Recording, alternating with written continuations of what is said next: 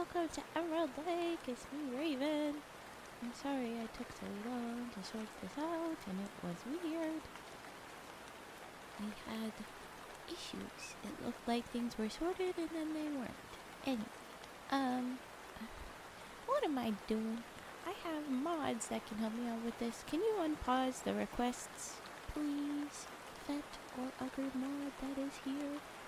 And hello, hi. We begin our read today, or we'll try to. We're back with WP Kinsella again. We have the next set of stories. Hand the frogs. No, the honk. I will not hand them over. They will choose what they would like to do. Always disrespecting their autonomy. Hi everybody. Yeah, you clicked first on your first second, or on the 1 second stream. It didn't pop up on me, so yeah. I would say, Josh, you count as you should have gotten a first. That was like it should have happened. And then Fet sniped this one. Whatever. But the stuff wasn't working. It was trying to change and it didn't, and I was annoyed, but whatever. Guess what happened? What happened, DJ? What happened? Fet cheated. Not really. Just kind of. Next, OBS bad program. Sometimes, hey, it does do that thing where I'm just sitting here and I just am reading and it's like, whoop, guess what? You don't get to be loud anymore. The volume said, nah. So it does that. It decides to just yoink. Looks like I am gonna have to. I'll just unpause all the requests while I'm chatty. Where we were at last spot in the WP Kinsellas was another dark story, and I'm like, when's this silly story gonna come in? They're usually like every few. He usually hits the silly a little bit earlier in the books, doesn't he? So where's our silly story coming from? So I'm hoping that this one's gonna be silly.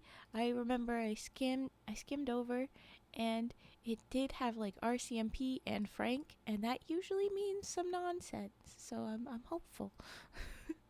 Oh, so last night I fell asleep in your stream, and this morning I woke up to a loud, chaotic stream. Really? Oh, not me. I was like, I did that? No, it's because we raided, and you would have woken up and at some point something very not us. I promise we always raid into other ASMR streams because we know people fall asleep and we gotta protect that as best we can. But oops.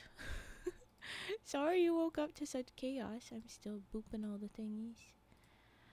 We've got hugs and things. Oh, it's the best way to wake up. I don't know if that's the best way to wake up.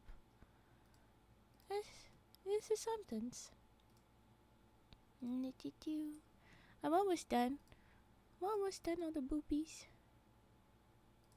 Oh. 9? What was 9? Your roll was 9? Oh, you went through 9 raids apparently. Oh, dang. That's a lot of raids. I had moments when I fell asleep with Raven's stream and woke up with Raven's stream. Apparently that happens, and I'm sorry if I ever wake you up after I put you guys to sleep, but you know, hopefully it'll work out and you guys are good. 93%. Nice. Finally we get some good love numbers. Rolled an 11. Nice. Yes, I was asleep through all 9. Wow. Okay. Yeah, that's all of them. So all up and running.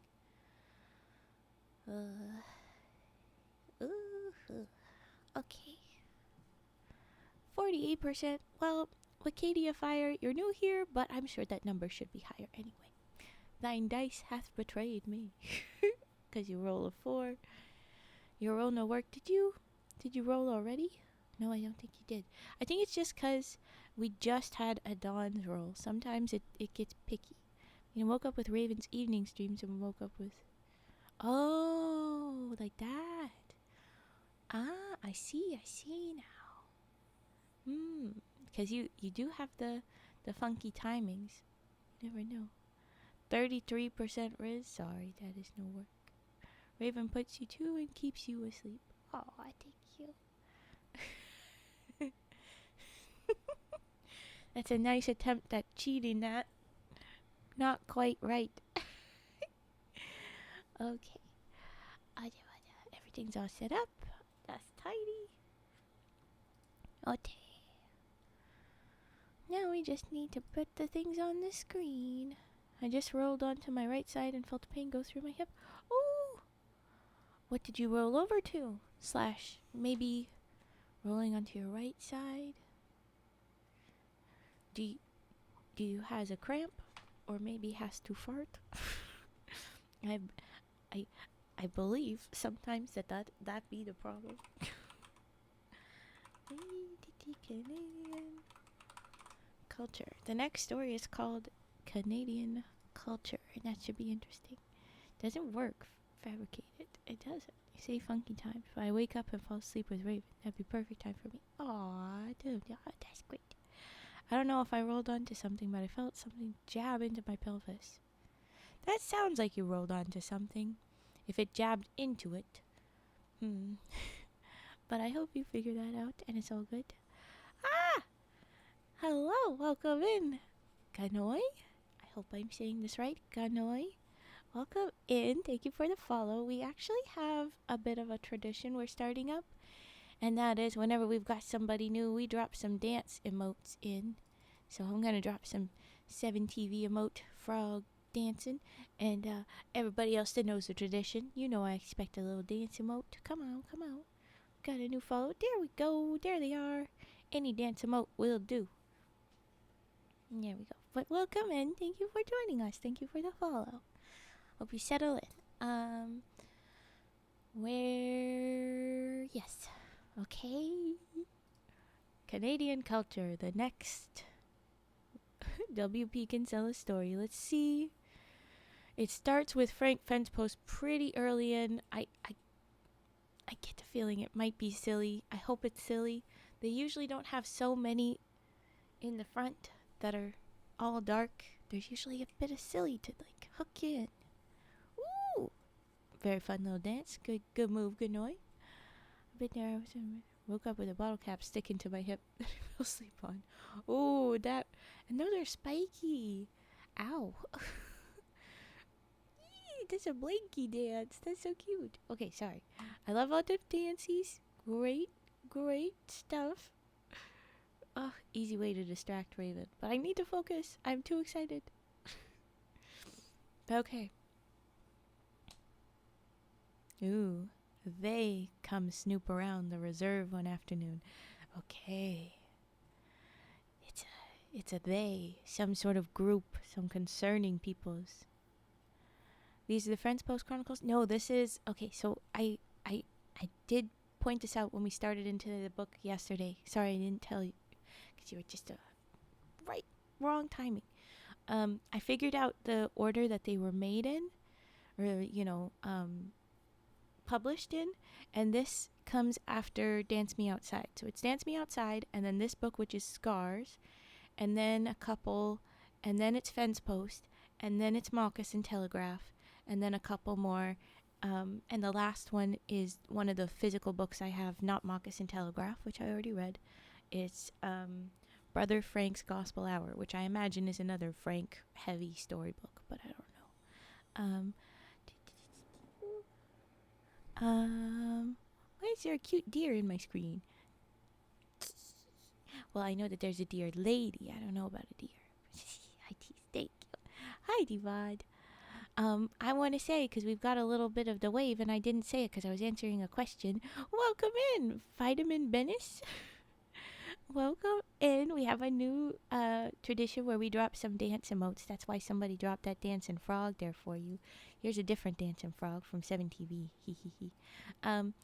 Whenever we've got somebody new, we say hello, and we do a little dancing now. So thank you for the follow. Welcome in. Violetta, I don't keep attendance. It's okay. You're not late. A viewer is never late. A viewer or early. A viewer arrives exactly when they need to. Raven, you might want to look at my last two messages. I see a dance. You have a scar to prove it. I fell asleep on a knife. Oh, that is awful. What the heck are you doing, DJ? Knives don't go where you sleep. Bad. Bad choice. How do you manage to fall asleep on a knife? More importantly, how do you fall asleep in a way that the knife isn't flat? You know? Because, like, typically the way that it'll work when it lies on a surface is it is flat. And you might get a little bit of a scrape as you move, but you don't get a big scar from what you would guess. So, like, how does that... God dang it. Okay, I need to focus. We're reading a story. Oh, sorry that happened. It must be a fun scar, though. It's a silly story to be able to say. The knife was flat and I rolled over and tipped up. Yep. Yeah. Ugh. Ow. Okay. Oh, wait, but you said you were 9 when you did that. Why? Especially when you're 9 years old with knife in place that's sleep. Extra concern. Ah. Okay, Dodo, go ahead and lurk. Eat well, take care.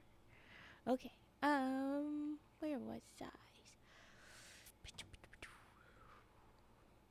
Oh. What's happened? Oh, there we go. Who is this stupid kid? Evidently. No.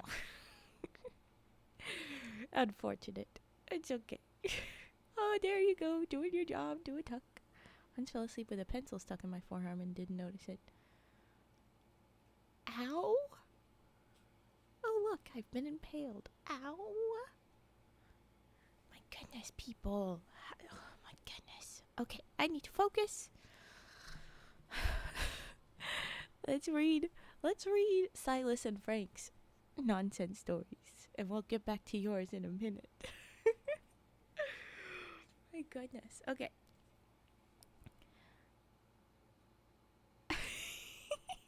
That was your reaction? Sleeping with the wildest items in bed. Really, though. Oh, okay. Are you a frog? Could you make my heart ribbit? I feel like ribbit isn't quite the right pace, and that makes me concerned for you medically. I joke. It's very cute, Adon. Thank you. Okay, the story, Canadian culture. We finally read. I hope it's a silly. Let's hope it's silly. They come snoop around the reserve one afternoon in the late summer. A whole carload of them. 3 in the front seat. 3 in the back. Their car looked like a tank I seen in an army movie once. Got cameras poked out of all the windows the way hunters have guns. Anytime you see a car on the reserve with 6 white people in it, all look like they just had their faces washed with a stiff washcloth, it sure don't mean anything but trouble. Me and my friend Frank Fencepost and our girlfriends Sadie One Wound and Connie Big Charles. Okay, so this is the story where Connie is officially the girlfriend. So like last story, it involved him like hiding in a bar, following her, and everybody knows that he likes her. And now, like that story, he had a face like he just won something. So yes, there we go. Yawn count already. So he did it. This is the origin of Connie finally being Frank's girlfriend. When we were reading Moccasin Telegraph, it said that he had a girlfriend, and then that last story was like, well, he doesn't have a girlfriend, but no, yes, now he does. There we go. Oh, I don't know, but when I saw it the next morning, I just stared at it as I went downstairs and was like, I've been impaled. Well, poke it. Yikes. Oh, you got booted? What do you mean you got booted? Did something happen and you got kicked out and you came back? hope he didn't get kicked out. What the heck does that mean? But that is very interesting. Okay, guys. Oh my goodness. Okay, so yes, Frank has his girlfriend. I just want to have a little mini celebration for him. Okay. So them and their girlfriends is walking kind of slow on the corduroy road through the slough, on our way down down to the pool hall at Hobama. That car full of white people pull up, and boy, 2 or 3 of them jump out and point their machine-looking camera at us. They move real quick, just like policemen do when they come to arrest people. Frank put his hands on the roof of the car, spread his feet, and yell, "Police brutality!" like us guys do when the RCMP come around look for moonshine or stolen car parts. I don't think that this is at all RCMP. Wow. But okay. Oh, I think that this is like a news camera crew. And he's just like immediately, police brutality. And that's just reminding me that they put that line in that Shrek movie, where Shrek turns into a person, not an ogre, and Donkey's a horse, because he has that joke where they are attacking them and they have like big pepper grinders and they shake those in so that it's like they got pepper sprayed, and Donkey yells, police brutality. it was silly. Anyway, sorry.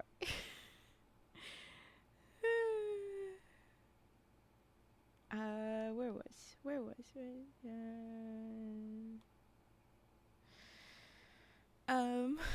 Okay. We didn't mean to scare you, say the lady who drive the car. Then she asked us for direction to the Blue Quills Hall. Then why did you pull out the camera? What's going on? Okay. If you're just asking for directions? Okay. Oh, yep. No, never mind. She tell us she heard that Chief Tom Crow-Eye's supposed to be down there and they want to see him because they may be going to make a movie show all about us Indians here at Hobama. Based on how they're already filming, it's gonna be a documentary. For $5 each, we show you which way it is, say Frank. Well, I got to give my money, but we love Frank. One of the men is about 6'4", got a droopy yellow mustache, and looked like he could dig a basement with his bare hands. You're not talked. He got the barrel end of his camera pointed right at Frank's nose, and he, at the same time, looked down on top of Frank's head. Okay, so he's got the camera low, but he's tall enough to look down on him. He's a big man. Oh. Ooh, it looks like we need mods. Mods? If somebody's in here right now and can hear me. Looks like we need some helps, maybe. There might not be a mod in here right now, DJ.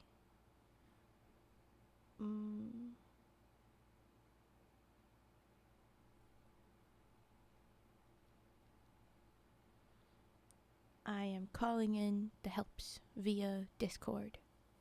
I hope we get the helps. Okay, you'll figure it out. All right. If something's really big, you can always go for help from Twitch or just log off and come back, check in on the Discord, and they can help you over there if something happens. But okay.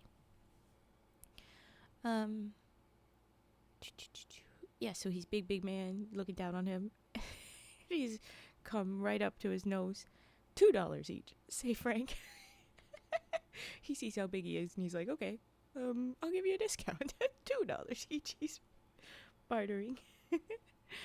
Okay. $2 each, say Frank. Well, all 6 of them cameras were like partridge drum around in the underbrush. 'Cause this is still rolling, maybe? Very likely they're still using film, not digital, maybe? Plain $2, say Frank. So he's gone down even more. Just anybody give me $2. The big guy just shake his head. You ain't gonna pay us at all, are you, partner? Frank is saying. The big guy just keep on shake his head. They're like, we're not falling for your shit, Frank. We've been warned. We know you're kind.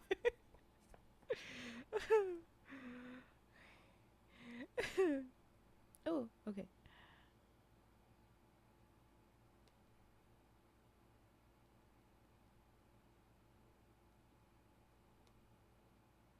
Okay.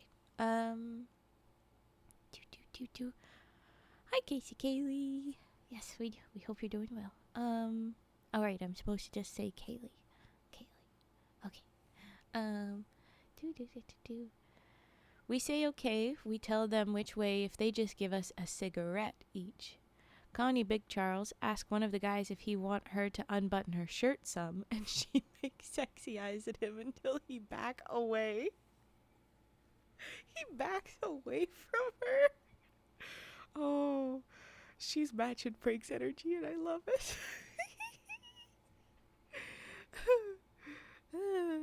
Okay. Sadie kind of hides behind me because she be shy with white peoples. Yeah, that's more Silas's energy. Aw, I'm sorry, it's cute. their ladies seem to be matching them really well on this story so far. Okay. We give them real serious directions, so that's good. That going to get their car stuck in a slough. Never mind. Guess, though, that we laugh too much among ourselves when we doin' it, 'cause the lady who drive and say, don't you try to con us, I know how to speak your language. Oop, they're calling you out. Last stream I said that Frank is pretty much just a D&D character, the way he's written, because he goes for such silly and, you know, just ridiculous little moments of, like, I'm gonna do this, and he fails, or I'm gonna do this, and he freaking succeeds, and everybody's like, that man should run for president, kind of moments. That now that they're doing this, it's like they rolled, and this party is like, they're not gonna make it. They're gonna fail at every turn. But okay. Go fry your boots and eat them for lunch, Frank say to her in Cree. Oh, go fry your boots and eat them for lunch. He's saying, well, screw you. But he's also testing because he said it in Cree, and she said that she speaks her language. She look blank. She be about 30, got kind of gold-colored hair and be wearing tight blue jeans, yellow cowboy boots, a checkered shirt, gold-rimmed glasses, and smoke one of them lady cigarettes that be only half as big. Come on. Only be half as big around as ordinary ones. So it's one of them slim cigarettes. Ooh. What did I say? Frank asked her. I'm guessing that time, it's in English. He says, you talk too fast for me. Yeah, you do. You don't know what he said. You don't know that. Then Frank, he get a look of mischief in his eye, and he tell her real slow and Cree about some things he think her and him could do to each other in bed. Connie Big Charles give Frank a hard hit on the arm. I guess maybe I don't understand as well as I thought I did, the lady say. It was only a 2-week crash course. Yeah, then you don't know shit. You know a little bit. But maybe that's her just trying to, she saw them trying to con her, and she's gonna try back, just... Okay, everybody's calling each other's bluff. We get it. All right. Oh, but I can tell by looking at her that she understands some of what Frank say to her, 'cause her face get about the same color as the red part of her shirt. Okay, so she did understand some of it. For $20, I teach you what it was I said, Frank say, and he grinned to show his couple of missing teeth. Oh, he's missing some teeth. And he'd be real proud of himself, because he's trying to flirt and all, but also be a little bit of a shit, trying to mess with white people.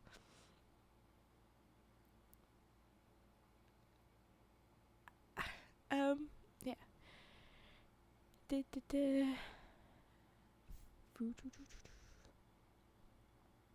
He stepped forward. Oh, he stepped toward her, but she jumped back in that car real quick, and so do the whole bunch of them. So him, trying to still mess with them. They all jump in the car real quick, and so do the whole bunch of them, though the driver lady give Frank a pretty sharp look, and she drag real deep on that cigarette of hers. Okay, so they're not impressed. After they drive off, we turn around and head back for our cabins.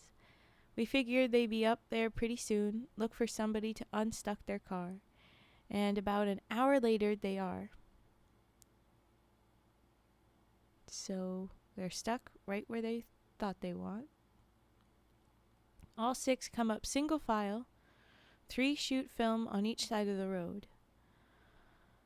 I put on my cherry-colored western shirt and my 10-gallon black felt hat with the feather and leather braid on it, and boy, it feel pretty good to have all those cameras point at me. I feel like someday to be this here Donny Osmond fellow on TV. Okay, so Silas is feeling real fancy. Okay.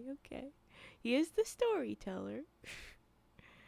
For $30, we get us a truck and pull you out, we tell them. Go straight to hell, the big guy tell us, and want to know who's got a telephone for call a tow truck.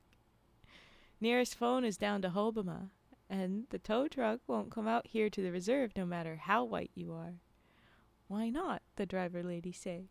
Last time they come out here was maybe 3 years ago. Somebody invite the driver in for a drink of moonshine with somebody else. Strip the truck right down to the ground. We're going to Hobama anyway, they say. Cost you $50 when you get back, we tell them. And we hold them to it, too. In advance, when they plod up to the cabins, all tired and sweaty from the long walk down and back. We go get Blind Louis pickup truck and a long piece of cable that we borrow without asking from the Alberta government telephones.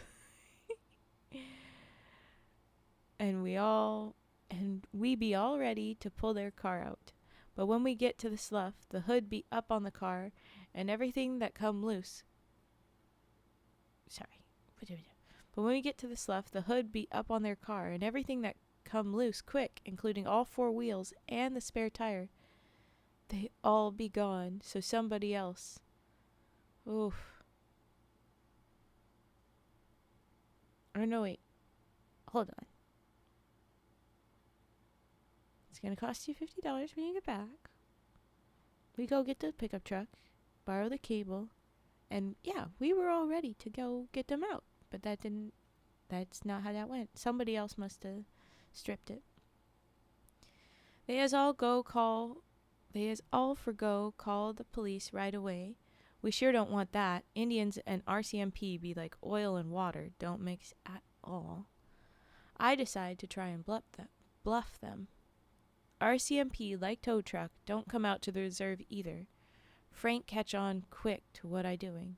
You see, Chief Tom Crow-Eye, he say the chief be rich. He buy you guys some new wheels and stuff. Ooh, okay. Good move, Frank, helping him out. I think that they rolled well on that attempt. I don't know. Where is this Blue Quills Hall? The lady driver, whose name is Marcia, say. About 2 miles back that way, we tell her. Then you gave us the wrong directions, she yell. We here on the reserve don't speak or understand much English, I say real slow and clear as I know how, and I try not to break up with laughter the way Frank and Connie do. We load all them movie peoples in the back of the truck, and I take them about 60 miles per hour over the corduroy road down to Blue Quills. Frank look back and say they bounce around like popcorn in the back of the truck. You little shits again. Chief Tom, we know, be on the reserve today. He hardly ever is, but today there is a Conservative Party meeting down at the hall, and Chief Tom be there 'cause he want the Indians to vote on him in the next election. At the hall, we find Chief Tom in his suit and tie have tea with the women's club. My ma, Susie Ermineskin, and our medicine lady, Mad Etta, be there too. You think Poundmaker would believe that be an Indian chief, say Frank? looking at Chief Tom drink tea and make little jokes with the ladies. Okay, we don't need the sexism bit in this, but it's old. Ugh. Chief Tom, he don't live on the reserve no more. He left his wife and him and his girlfriend got an apartment in Wetaskiwin. Tom Crow, I figure that someday he probably gonna be a white man. Since being the chief of us Indians, and then being in that there politics, if there's one thing Chief Tom learned to recognize, it is a camera. Must seem like the happy hunting ground to him when we see 6 white people, each with a running camera, coming toward him. He got on his shiny blue suit and red, white, and blue tie. His hair be styled by a beauty parlor for men. His girlfriend, Samantha Yellowknees, make him go get his teeth polished by a dentist so they shine just like the white sinks in the men's room of the new hotels in Edmonton. Well, he just about walk right over us Indians to get to shake hands with them white movie men, welcome them to Hobama and to Blue Quills, and let them know he be running for the Conservative Party in the next election, and be a personal friend of Premier Lockheed. Some of the movie people seem kind of disappointed that the chief looked like he do, and be more interested in photo. Oh, and they be more interested in photo Mad Etta, who must have been out on a doctor call before she came to meeting, 'cause she wearing some war paint and got foxtails tied down both sleeves of her 4-flower sack dress. Mad Etta be a really big lady. Yes, we know. It's been said. Yeah. They're gonna say the chair thing again. Over to the beer parlor of Alice Hotel in Wetaskiwin, they got 2 chairs wired together and braced with 2x4s so that Mad Etta can drink beer and not bust up the furniture. Them white people ain't so dumb as you think. They all act awful impressed at meet a real live Indian chief, keep their cameras run on him, and tell how much they like Premier Lockheed, and how they figure Chief Tom make a great member of Parliament. Yeah, they know how to work him. We are delighted to have you here, he tell them quite a few times, and he get more delighted all the time as they tell him they probably gonna make a movie here at Hobama. Oh, I don't know why that hug didn't work. Maybe you hugged too recently? I don't know. Sometimes the butt just be unhelpful. I will hydrate. Thank you. You can really hear how old it is. Oh, yeah. I think this is 1978. The guy with the droopy mustache is called Alan Decker, and he used to one time play football for the Baltimore Colts. He flex up his muscles when he tell us this. The driver lady's name is Marcia Cartwright, and she come all the way from Los Angeles. The short, dark guy with no hair and blue glasses, like this here Elton John singer, is called Morty Goldfinch, and come from New York. The other 3 camera peoples come all the way from Italy, to make the movie to take back with them, and the whole bunch of them been sent out here by Culture Canada. Chief Tom claim he know a whole lot about Culture Canada, and he tell them too that he reading a book on parliamentary procedure so he know how to act when he get elected to the government. Then he pledged cooperation with them on behalf of all of us, all of Alberta, and everyone else he can think of. Kind of make me wonder that even though this is called Culture Canada, there don't seem to be a Canadian have nothing to do with it. But I guess that is just the way the government be. That's a whole thing, where it's supposed to be that Canadian stories are made with that. That's the whole point of that. But yeah, the makers of it aren't at all. Good news, Silas, is that the part that's Canadian is you. That's the point, bud. Okay.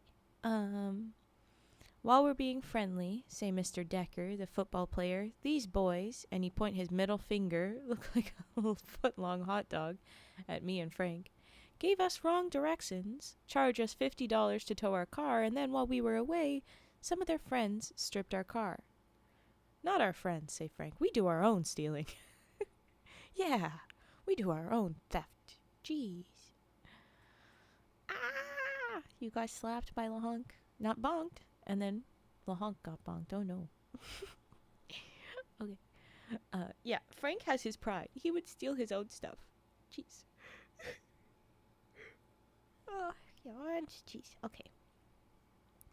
The boys say you'll pay for our losses, Decker go on. Well, Chief Tom's face get a get a look like he been bit on the ass by a big dog. We all know that Chief Tom be real good at handout advice, but when it come to money, if he were out in the desert, he want to rent a dying man his sweat. So he's a very greedy little man, I guess. Ugh. Chief Tom pull back his lips and smile, even though it hurts him to. Then he give us about a 10-minute lecture on what he called public relations. He makes us hand back the $50 and make us promise to get back the car parts. Or he personal call in the RCMP and see that we maybe go to jail for steal those parts. But he didn't. Guess that what it mean to be a politician. Somebody asks you for money and you see that somebody else pay it. Honestly, yeah. While the movie people sit down for tea, we go over to Hobama, and sure enough, there be Gordon Tailfeathers, David One Wound, and quite a few other guys hang around the Texaco service station. They already sold the air cleaner, the jack, and 3 of the wheels to tourists who stop for gas. And they was just about to go back for the seats and maybe a door or 2. We load Donald and Gordon and a whole bunch of kids into the truck and drive back to where that pale green Chev with Culture Canada in white letter on the side is sitting. I don't understand this here Culture Canada. Ah! Yar! Welcome in, Yar. Welcome in, hello. Hide the banana. Hide the banana? What do you mean? I don't think we have bananas. But welcome in, hello guys. We're in the middle of WP Kinsella story. So we'll be doing that. Sorry, I do lots of yarns, even little ones. If you guys are all settled, what we'll do is we'll just keep reading. But thank you for bringing your folks in, Yar. Get settled. Or leave if you have to. All good. Take care. I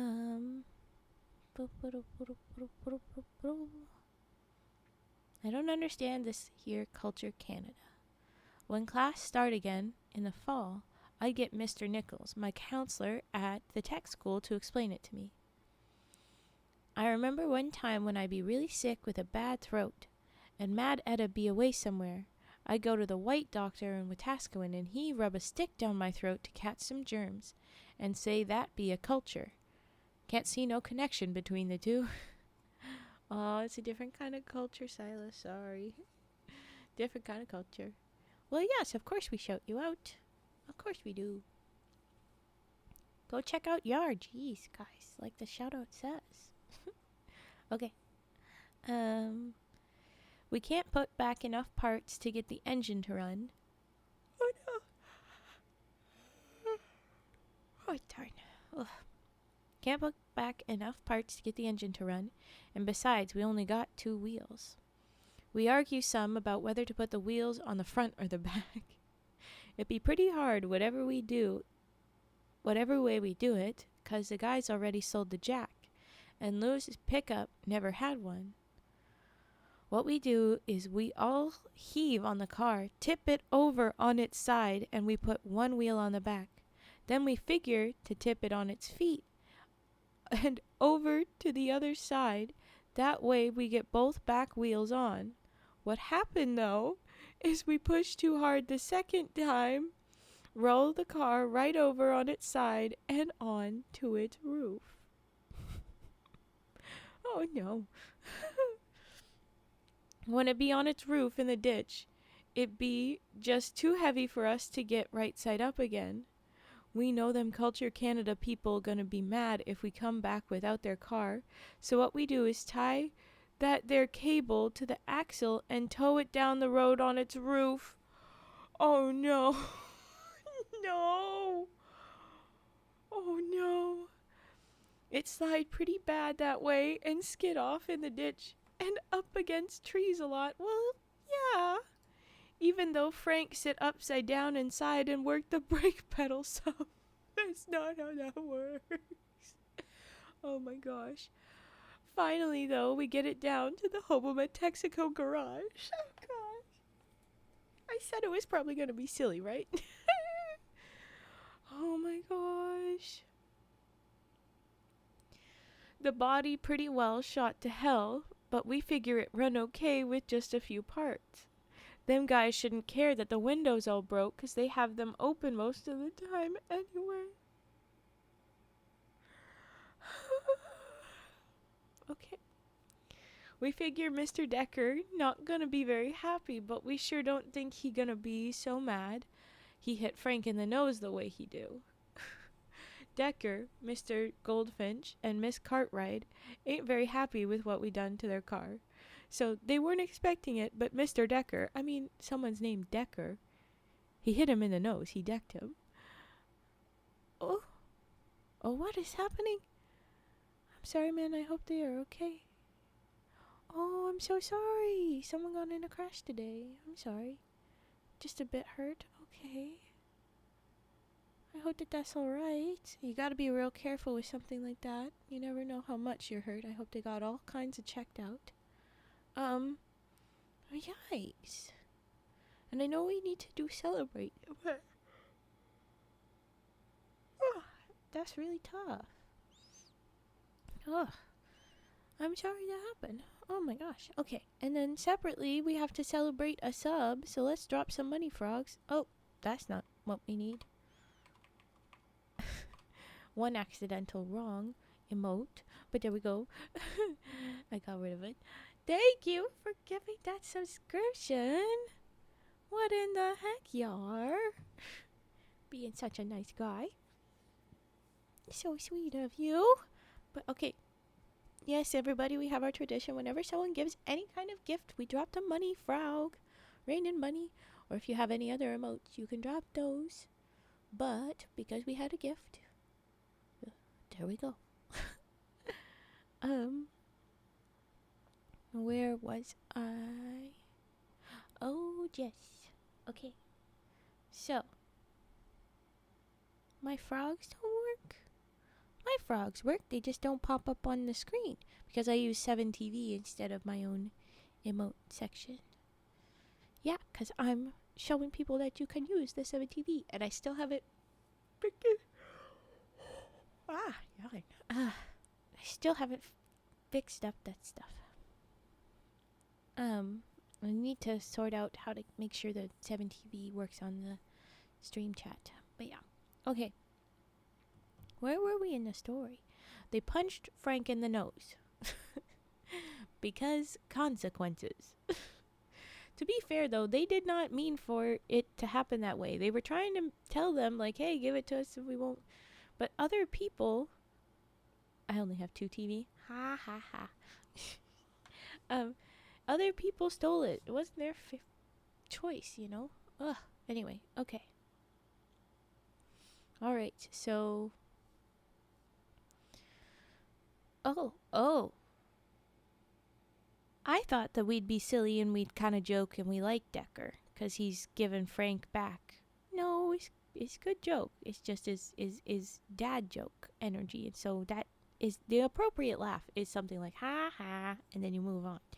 At least in my head. Anyway, we're about to hit some turbulent territory just for a little bit of a joke, I guess. But here we go. Mr. Decker, when he punched him, that wasn't great. Like I said, Decker, Mr. Goldfinch, and Miss Cartwright aren't very happy with what we done to their car. And Decker say he wonder if they got the Ku Klux Klan here in Alberta. And if they don't, why they don't. So Decker isn't too good a guy. Goldfinch take off his blue glasses, look at Decker from white eye holes and say, I'm Jewish. So there's a little bit of a rift in the crew. Whew. Then it says, I don't understand the whole thing. Silas doesn't understand that there's a whole one of the TV guys be supporting big bad racist groups and doesn't know that he's a problem. Oh, that's interesting. I know FNAF. I do not know Dead by Daylight, but I've heard the story. But okay. I'm hoping that that's as much as that we joke about that, because, yeah. Okay. It was when Frank asked Decker for our $50 back for tow the car into town that Decker punched Frank square in the nose. Sound like somebody kicked their foot into a sack of grain. Frank bounced up real quick. Got some blood run down from his nose and mouth. He stomped in a circle, put a whole lot of curses on Alan Decker. Well, now that we know that he's looking for the KKK to be in town, that's fair. Fuck that guy. You gonna get a forest fire in your stomach, he say. Your ball's gonna rot off, make you smell like a skunk while they doing it. We gonna tie you down and put ants up your nose. Decker ripple up his big muscles and gonna go for Frank again, but Miss Cartwright and Mr. Goldfinch don't let him. They talk about how they gonna have to make that movie and how Culture Canada can afford a new car. Finally, they go away. Chief Tom drive all 6 of them in his little white sport car. The Italian men's don't speak no English, and only Mr. Goldfinch can talk to or understand them. So, we don't know how they found everything. They didn't really follow along as easily, but okay. Next day, they is back early, though, take photo pictures of everything in sight. They would like to photograph some of your ceremonial dances, Mr. Goldfinch tell us. Then he explained that the Italian people has come all the way to Canada to photograph some fierce Indians like they read about in old-time books. How about a chicken dance, we say.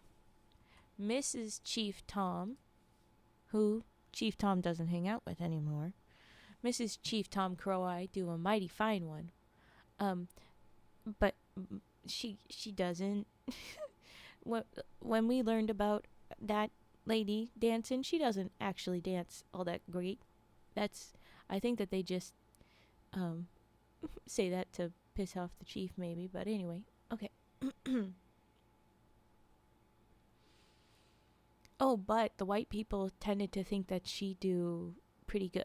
Last time she did it at a big political thing to embarrass her husband, and so the thing is that everybody was really impressed with it still. So maybe they said that because they know, well, the white people like her dance even though it's bad, kind of thing.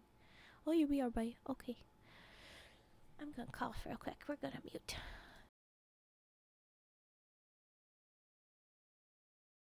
Okay, but yeah, there we go. They're gonna go to her.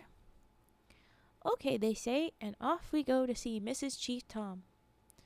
Goldfinch be the only one friendly today. Yeah. Miss Cartwright hang on to the arm of Alan Decker, and he scowl mean at everybody. Miss Cartwright act like she ain't enjoy herself, except once in a while she catch the eye of Frank fence post and smile kind of nice. Rufus First Rider play the drum, and Miss Chief Tom do her dance. It is the saddest chicken dance this side of the cross, and the Italian men after a while start take pictures of each other taking pictures. So no, the Italian men are not impressed. Darn. Hi, Darkstorm. Welcome back. Welcome. Well, they tried. Okay.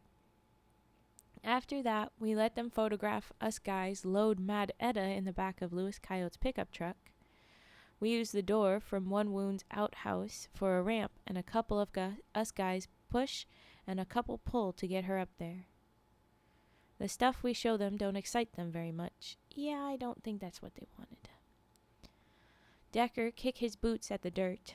Goldfinch wave his arms a lot and talk to the Italians who wave their arms a lot and yell at Goldfinch. Us guys is busy trying to figure a way to get even on Decker for punch Frank's nose.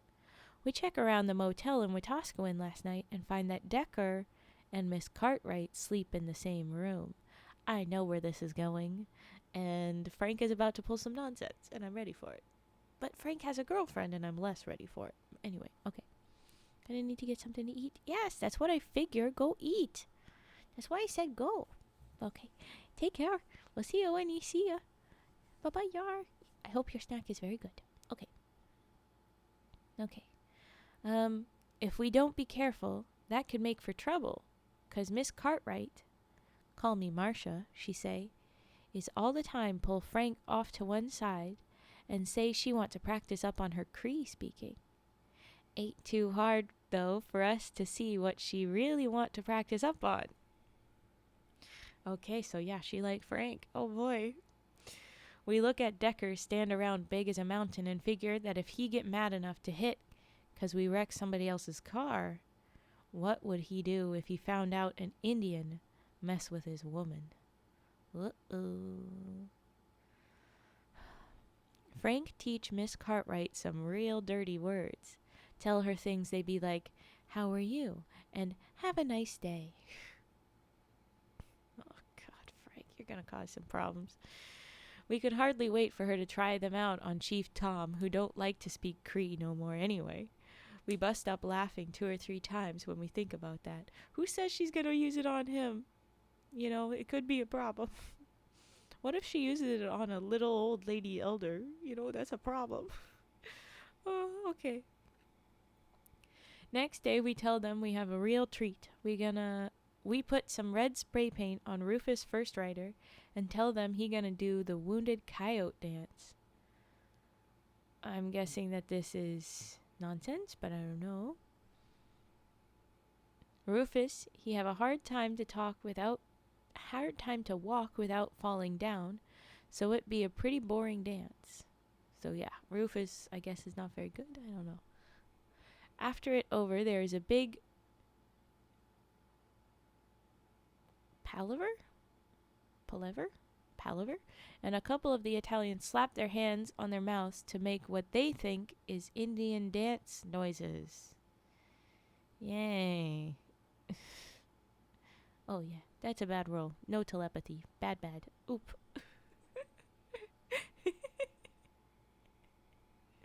Okay, sorry. Yay, the Indians made the dance noises to demonstrate for us what they think it is they want to see. Okay. Yeah. The Italians sure have their own image of what they expect, don't they? Goldfinch tell us that the Italians figure we ain't near as fierce as we supposed to be. He tell us that over in Italy, all they know about Indians is what been wrote by this James Fenimore Cooper fellow. Everybody look blank when he say that. Yeah. Gotta agree. Guess I the only one who know of James Fenimore Cooper. I don't know of him, so that's interesting. Mr. Nichols say if I going to write down stories, then I got to read a lot, and he get for me from the library The Deer Slayer, The Chain Bearer, and a couple of other books, so I can see how white men write about the Indian. Mr. Nichols say this Cooper fellow is mainly full of shit. Evidently so. But that people all over believe that us Indians still go around take scalps, and our word, I'm not going to say it, our word, white women, like Mr. Cooper's Indians did. And the Italians want to see that? Fuck you, Italian filmmaker men in this story. Fuck you.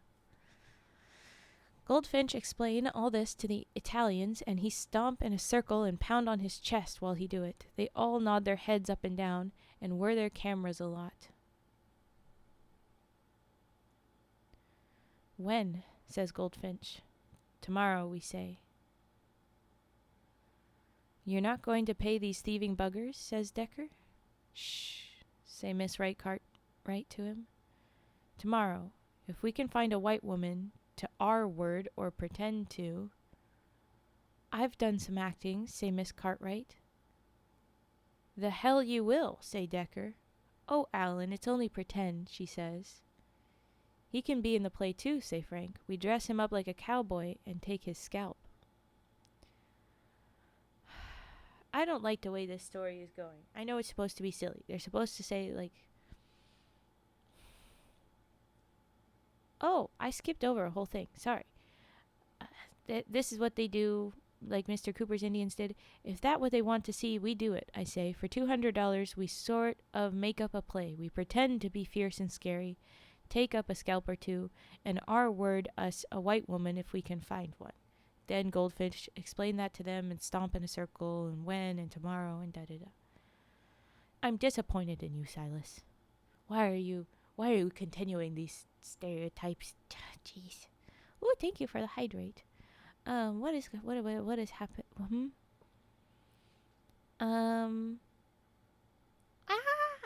It's Dragon 1411. I'm so sorry I missed this. Welcome. Thank you for the follow. It's Dragon 1411. We have a new tradition where we drop some dancey emotes whenever someone joins us. And so here's a little dancey frog. Oh, and my bot dropping all the rules. But welcome. Get cozy. I will hydrate now because you have requested it. Yes. More like you reminded me of it, but it's good. Thank you. Yeah, a little dances. Whenever we've got somebody new, we do a little dance. A stretch? You know what? Yes, I should stretch. We're probably about to enter some big chaos in this story and stuff that's going to make me unimpressed with my characters because they're going to fake an R word, and I don't want that.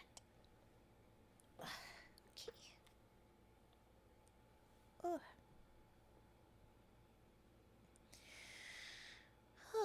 All right, I am straightened all out.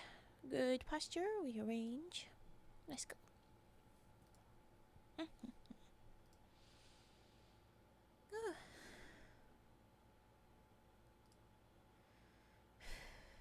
But the good news, their attempt at revenge in their little play acting, I'm very unimpressed. Their attempt at revenge seems to be lining up. Seems that Miss Cartwright is going to offer up to pretend to be the white woman to our word. And of course Decker is, no, you will not. And she's like, oh, it's only pretend. And then Frank says, well, you can be in the play too. We'll dress you up like a cowboy and take your scalp. And then when Frank say this, he makes sure he is far enough away from Decker that he don't get his nose bashed again. Yeah, be careful about that. Oh boy. Hey, say Goldfinch. These guys want to know what a cowboy looks like. They say you Indians are all dressed up in denim like cowboys supposed to be. They want to know if cowboys dress up like Indians. We never thought of that before and can't come up with any answer for them. Oh my god. Sorry, that was loud. I'm sorry. That was just, these guys. Okay. That evening, a bunch of us sit around Mad Eda's cabin, try to figure out what kind of play we put on, and also how to get even on Alan Decker.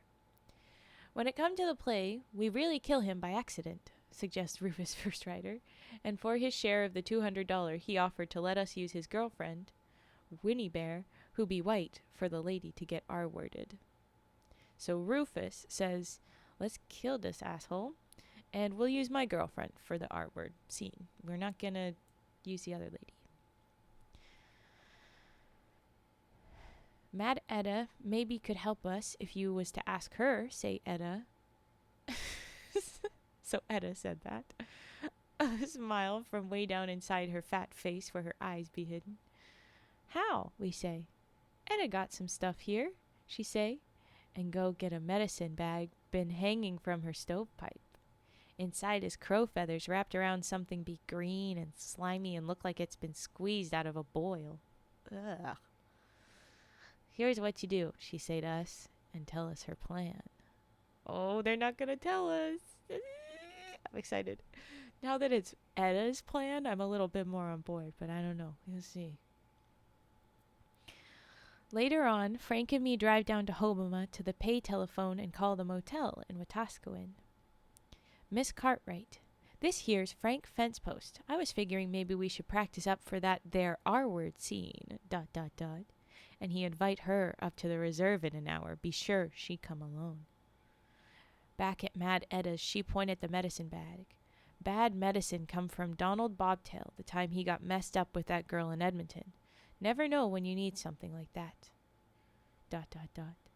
Kind of a culture, I say? Huh? Say Mad Etta and Frank together.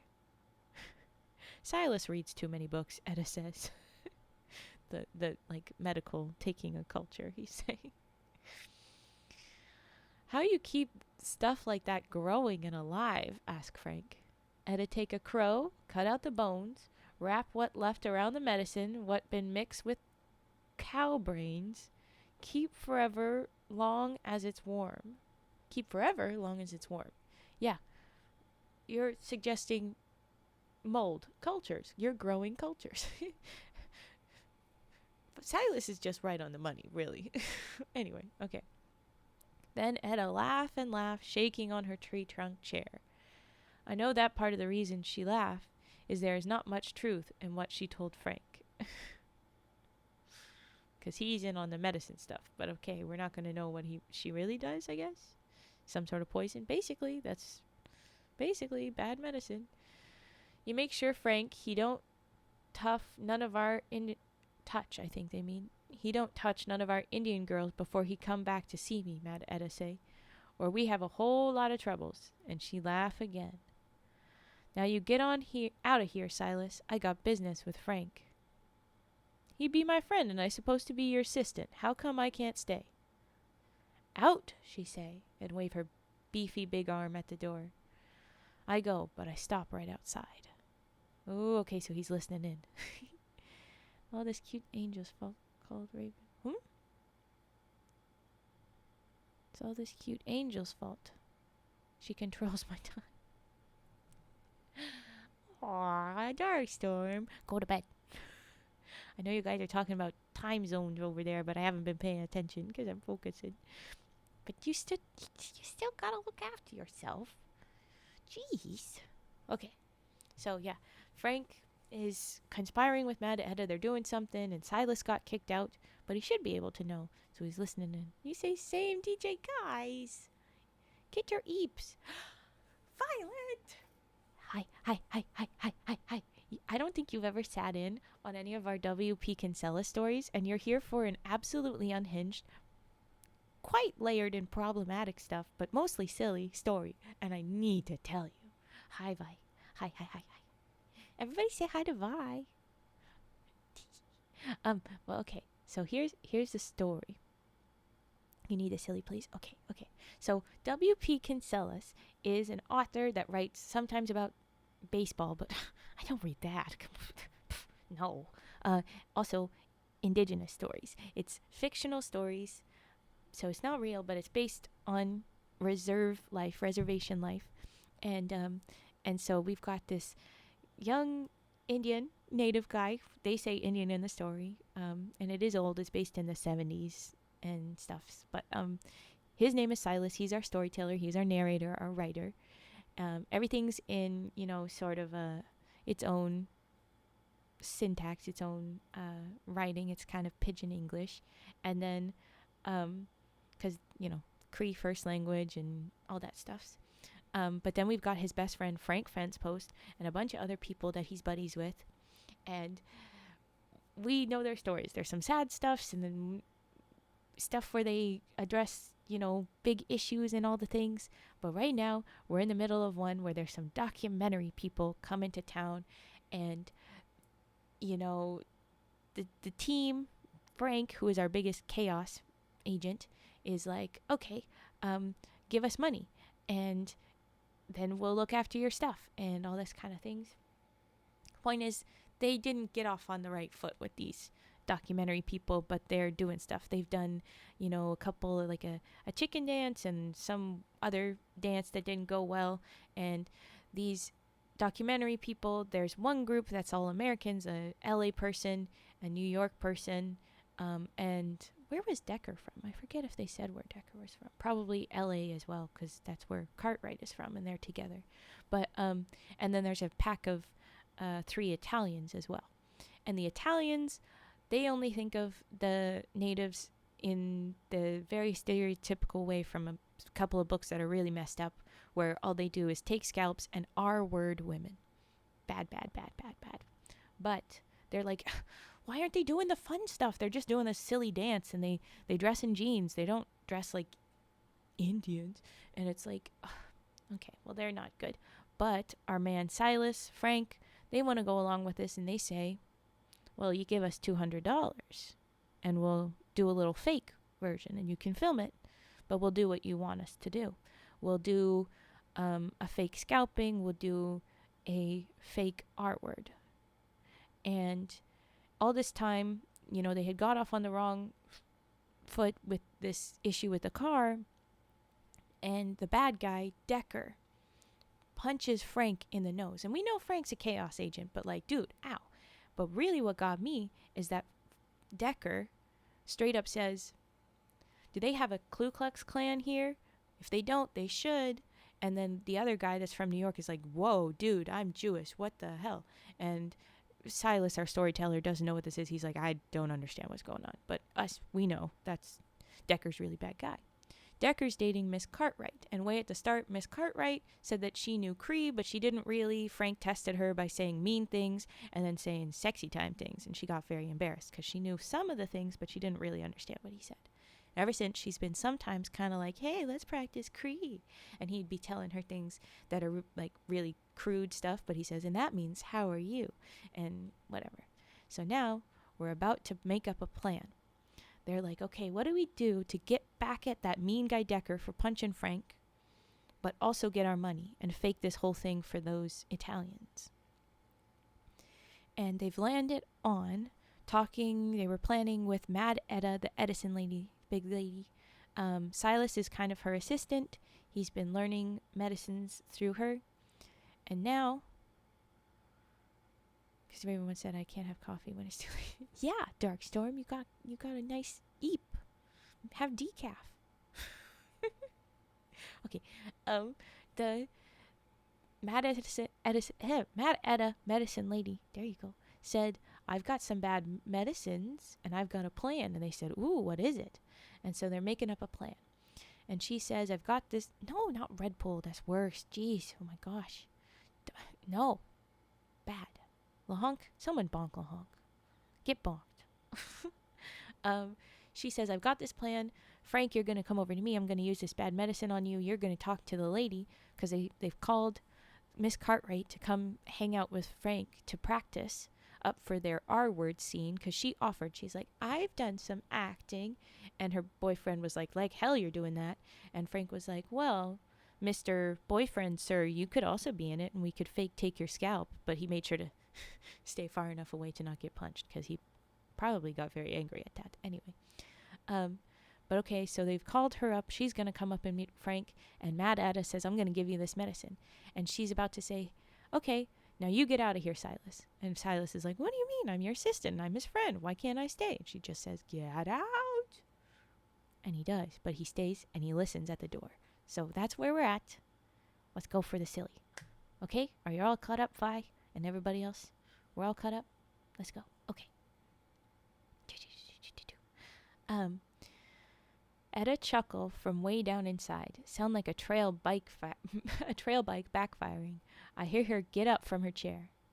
Soon as you're done what we talked about, you come back here and I give you this medicine to make you better again. It tastes a little like gasoline, but then I always hear you brag about how tough you is, ... I can hear Etta's big feet make the cabin floor creak. Okay, now drop your pant, she say to Frank. Do I got to? I guess Frank say. Hey, Etta was there when you was born. She seen you naked before, ... I hear Frank's belt buckle snap. Besides, Etta's your medicine man. This here is strict business, ... Wow, you got a buffalo back in your family someplace? We have joked in other stories that like a prostitute was with Frank and said, oh, now I know why you're called fence post. So, you got a buffalo back in your family? Damn, Frank. Okay. Okay. You should be 20 years older, or I should be 20 years younger, 'cause Etta sure don't mind have a good whack at what you got in your pants there. And her and Frank have a good laugh. But they is different kind of laughs. Frank's is happy as if he just killed something with his bare hands. Etta's is wishful. Ooh. All this meanwhile, this is the first story that they've said that Frank actually has a girlfriend. Just a reminder that that's a very recent development. We were trying to let Frank have his girlfriend. And this is all what's happening. Oh gosh, Etta, no. Oh gosh, okay. I wait for Miss Cartwright, and when she get to the reserve, I take her into Frank's cabin. Where is everybody, she say. He's around, I tell her. Then I take the soft laces from my moccasins and tie her wrists, one to each outside bar at the top of the bed. How come, she say, but I can tell she don't mind the idea. Oh my gosh, okay. If you're gonna be R-worded, you gotta pretend to be helpless. This just make it easy for you. As I go out the door, Frank jump up from the trees. He got a headband hold back his long hair, blue paint on his cheeks, no shirt, and he wipes some red and green paint on his chest. He jump into the doorway, and I hear Miss Cartwright kind of gasp, but not loud enough so anybody else would hear. There's only one paragraph left. I guess we don't know how this really ends, but I close the door. But before I go, I take one little peek in the window at Frank as he do a little war dance. I go away when I see him undo his belt, the one with a green buckle say Lethbridge Pale Ale on it. Okay. So the revenge is just to actually have sex with the girlfriend. Who knows how he got his $200? Who knew how that went? I don't know how that goes. And I'm a little pissed off because Frank's got a girlfriend. Dang it. This is a bad time. These guys are bad. Okay, I was hoping for more end of the story. That, like, the Italians got to see some nonsense. That they fought Decker, and Decker probably decked Frank again. And darn, dang it. You just know that Decker got real big angry. So, how did that go? That's what I wonder. Will we find out in the next one? We never do. We still have no idea what happened to Gooch. No clue what happened to Gooch. Sometimes, there's one a ways after, and we find out a little bit more, but it's never right after. What dang? Okay. That's all we get? Raven have decided to go to oh, no, that's trigger word. Don't make me start a fight with Vi. That's not gonna happen, Lahong. Don't do that. It is triggers and redeems time, so I guess it's time for that. But oh my goodness. Okay. Do. Okay.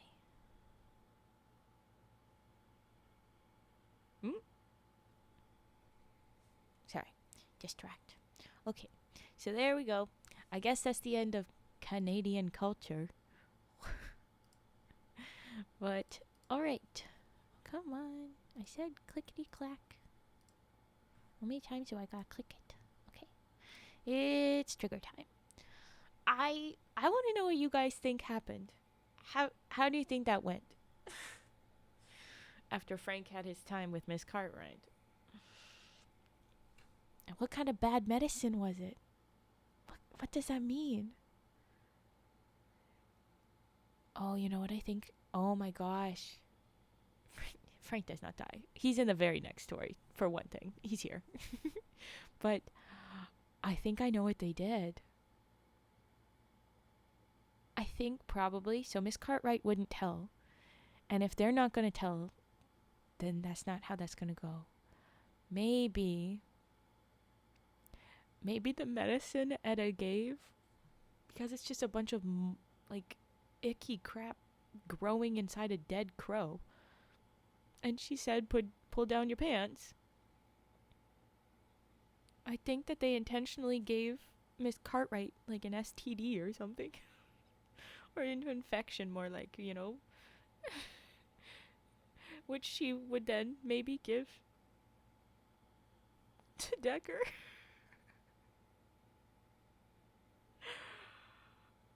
I think that was their big revenge. But who knows what they did for the big presentation. Probably what they did for that was what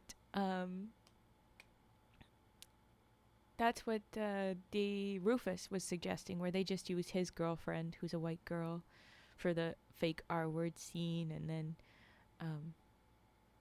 who knows how they faked the scalping, which is just so nonsense and shitty that they did that. But yeah, I bet that's what they did. Violetta, you're spooked. I bet that's what they did. I realize. Oh my gosh. Okay. Oh, okay. Shake it off. We do redeems now. I have 2 rage puffs, a couple of trigger words. So let's do trigger words and 1 rage puff, and then hopefully other things. I'm finally here. Probably. Well, I hope you can stay fed. I hope you can. Oh my goodness. Okay. So I shall start with 1 trigger word. Imagine the warm, sweet aroma of the cinnamon rolls I just took from you, the icing slowly melting over the soft, pillowy dough. I did not steal your dough, Adon. Did not steal it. I hate being on call for work. I don't think we do more detail than that.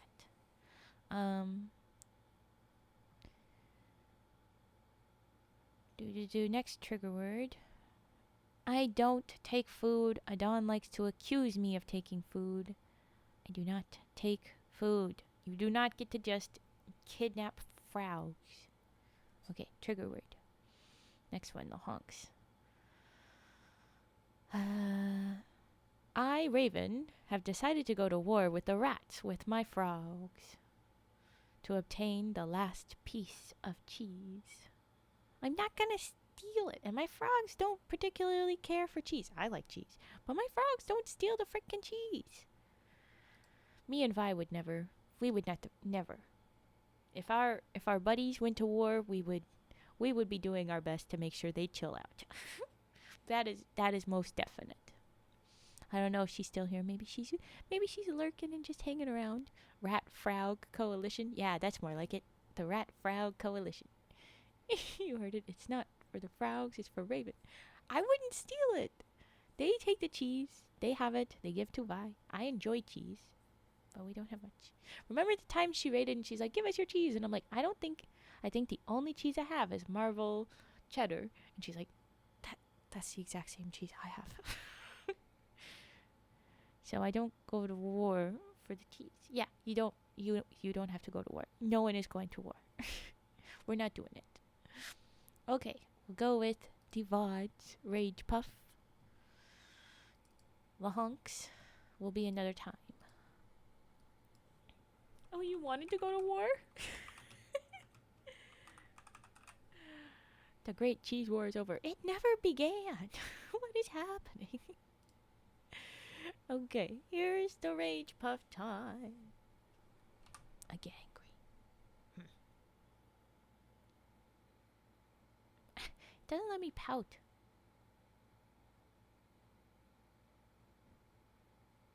That's pretty good, but it just looks sad. Okay, anyway. Rage Puff.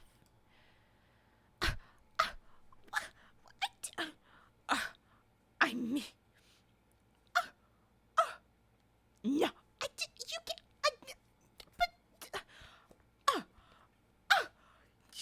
I know. You can't... you can't...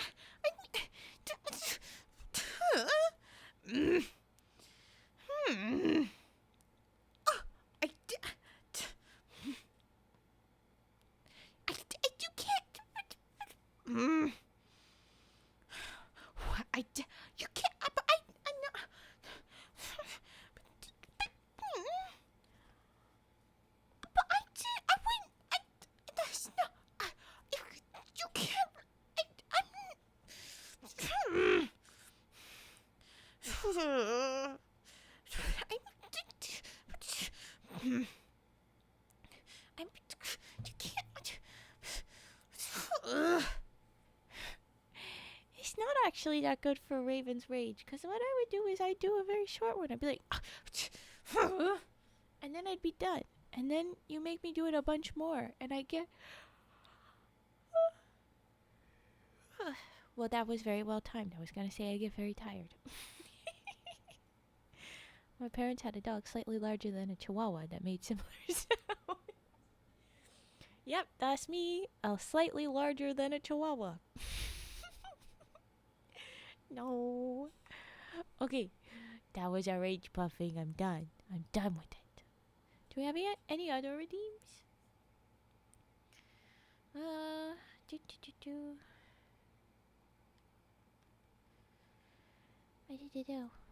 What I'm hearing is we need to build up Raven's rage meter if we want more angry noises. Please, no, don't make me angry. I don't like it. I don't like it. I don't want to be angry at you guys. Don't do that. It's bad. No. I don't want to be angry at you guys. No. Now you just have sad Raven noises instead. It's disappointing. I'm not angry. I'm just disappointed. We don't want that, do we? Because that could very well be the reaction instead. This is the reality. No, we're sad. Collect the tears. Who said there would be tears to that sad? It's just disappointment. It's not sad. Don't have to cry.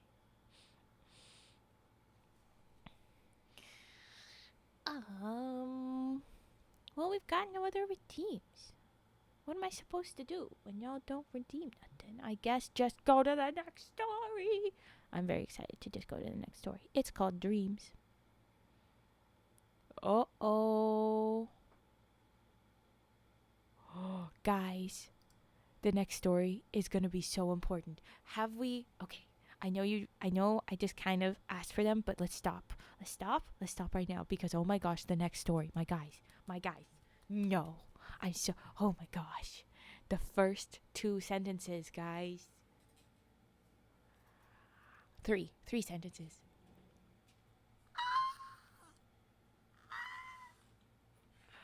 No more.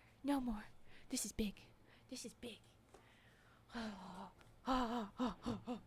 It's a great big I know, but then I didn't see. So I'm gonna do these. You rest, I'll do them.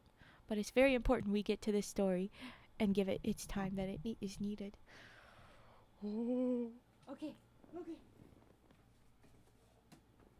I'll pull out Kalimba. That's the next one up. But oh my gosh, I can't spoil it. It's big though.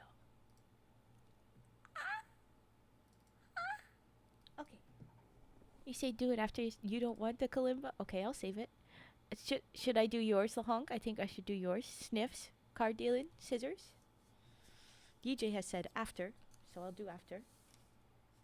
What do you say, Lahonk? I can do them all. Save it later. Okay, deal. Oh my gosh.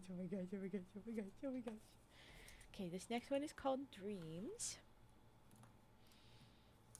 I'm not thinking that this is gonna be silly. This is gonna be a tough one. You don't go from silly to silly. This is gonna be, but it's big Silas Ermine Skin lore, and so that's the big deal. Dreams. Hey Silas, friends. Hey Silas, Frank Fencepost says to me, ain't that your old man? And he pointed across the bar of the New Edmonton Hotel to where a guy is stand beside a table talking to some people. The guy got his back turned toward us, but I can tell it is my father, and my belly get all of a sudden tight, like maybe I've been holding my breath a long time. We talked about this. Silas doesn't talk about his dad. It doesn't happen. He references that his dad is gone and his mom's alone. But we do not talk about dad. And here we are. It's dad. There was a story where he popped back in, but this is before that story in the Moccasin Telegraph. So here we go.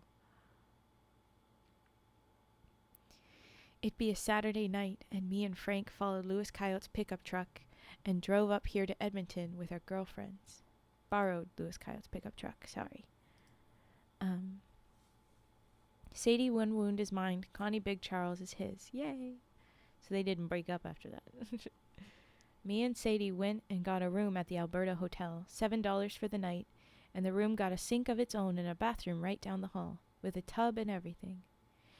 It only got a single bed, though, which ain't so great 'cause we was gonna sneak Frank and Connie up the fire escape. But Frank, he been sleep on the floor all his life, so I guess one more night won't make no difference. I wondered a lot of times about how I feel if I saw Papa again. I ain't seen him for a long time, since I was maybe 10 or 11. Paul Ermineskin, my father, be what everybody say is a really bad bastard. When he lived with us, he drink a lot, and he get mean when he drink. But Papa, he weren't even a very nice man when he was sober. He liked none of us kids, and he don't care so much for Ma either. Always make me wonder why a man who feel like that make himself such a big family. You know, if you hate kids, why have so many? He stand and talk at that table for quite a while, then he move off to another one. He got kind of a scuffling walk, like a lame dog. You gonna kill him or what? Frank says. Frank. Oh, and he jump up and down a little, so he's excited. Okay. Frank has the honk murder energy. Okay. And Connie Big Charles squeeze his arm and look over at me with really big eyes, so she's excited about it too. Lovely. Me and Frank been friends all our lives, and I've said to him sometimes that I'd like to kill my old man, if I ever seen him again, for all the bad things he done to my mother and us kids. My father don't stay long at the next table before he move on. I figure what he doing is try to bum change or get to drink a free beer. He stop at the table behind us, and I get to hear some of what is said. Frank got with him a 5-inch hunting knife, and he take it out and lay it on the table. Sadie don't say nothing, but she look worried at me, and I see she just light up a cigarette even though she got one going. She's like, oh, I'm stressed way the hell out. Papa knows the people at the table behind. Harvey, how you doing? He says. What do you want? Just passing the time. You borrow me a cigarette? The guy, Harvey, is about to give Papa a cigarette, but Harvey's woman, a thin lady with high cheekbones, look like an Athabasca, say, don't give him nothin'. He's a mooch. You give once, you never get rid of him. Harvey put his cigarettes away in his shirt pocket. And I don't like when people use this word, and he's saying it bad, so I'm gonna say B word instead, because he's saying it like it's a slur, and fuck you for that. B word, Papa say to the woman. Then he mumbles some to himself and start to move away. Then all of a sudden he turned back to the table and start to call them both the most awful names he know. Names I heard him use on us and Ma when I'd been little. Harvey, he stand up, and he be a lot bigger and taller than Papa. It seemed funny to look at Papa now and see that he is pretty small and short. He always seemed like kind of a giant to me before.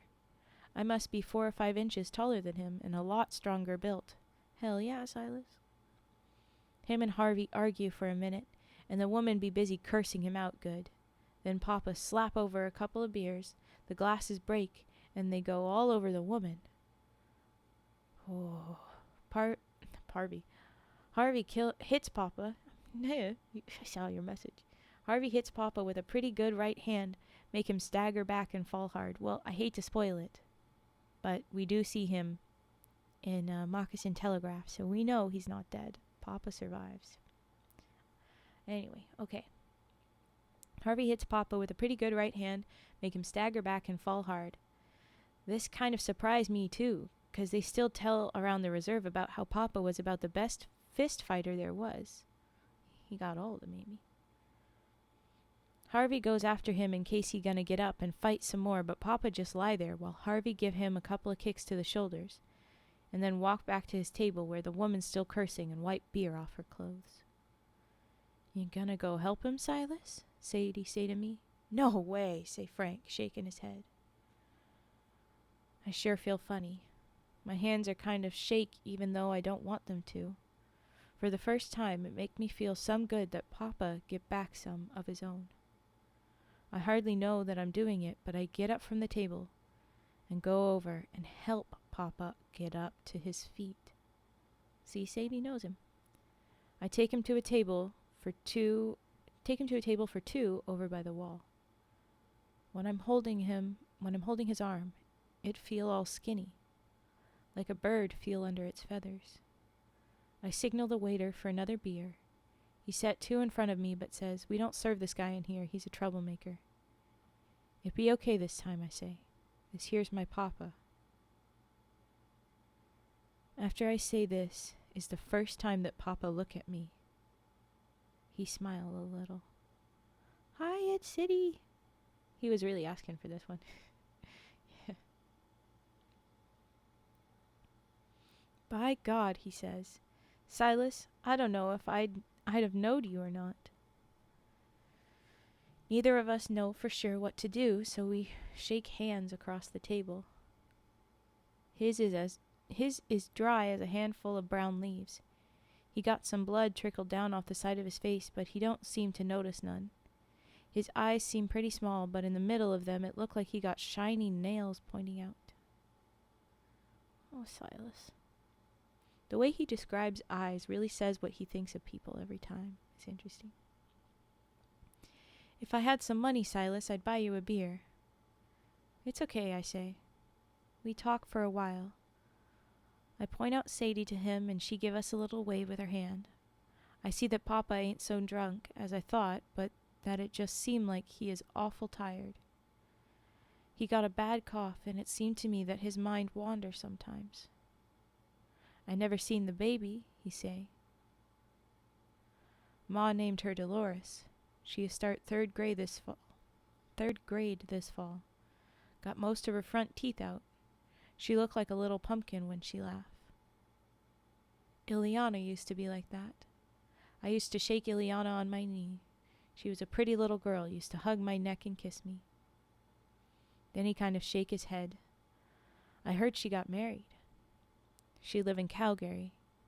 He got a grandson called Bobby. I don't know if he know that Ileana married with a white man, but I sure ain't gonna mention it if he ain't. By God, I'm a grandfather. I don't feel no different." Papa's hair is some longer than I remember. It used to be short, stiff, and sharp as a snare wire, and black. There be spots of gray in it now, kind of like frost on winter glass. I'm trying to figure how old Papa is and guess that he can't be no more than 45. "If I had some money, Silas, I'd buy you a beer. Celebrate being a grandfather."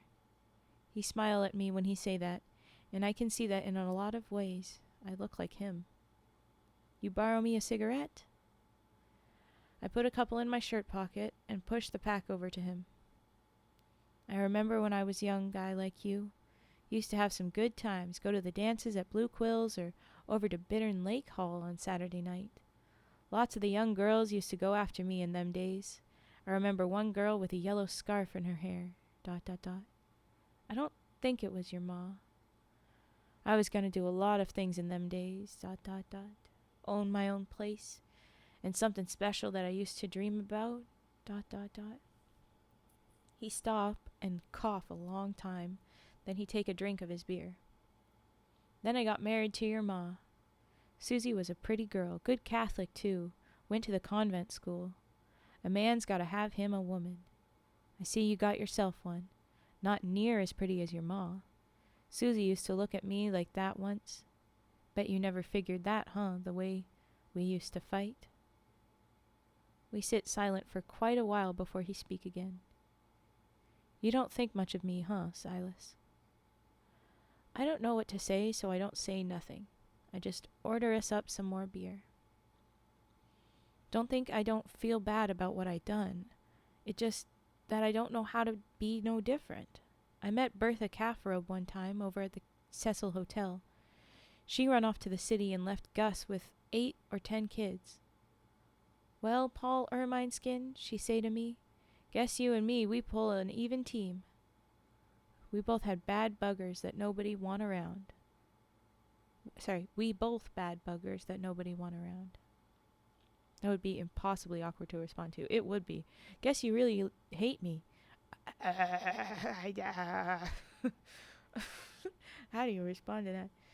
In this case, you either, yeah, I really do, but then why are you sat there? Anyways, this guy sounds like someone who peaked in high school years. Yeah, basically.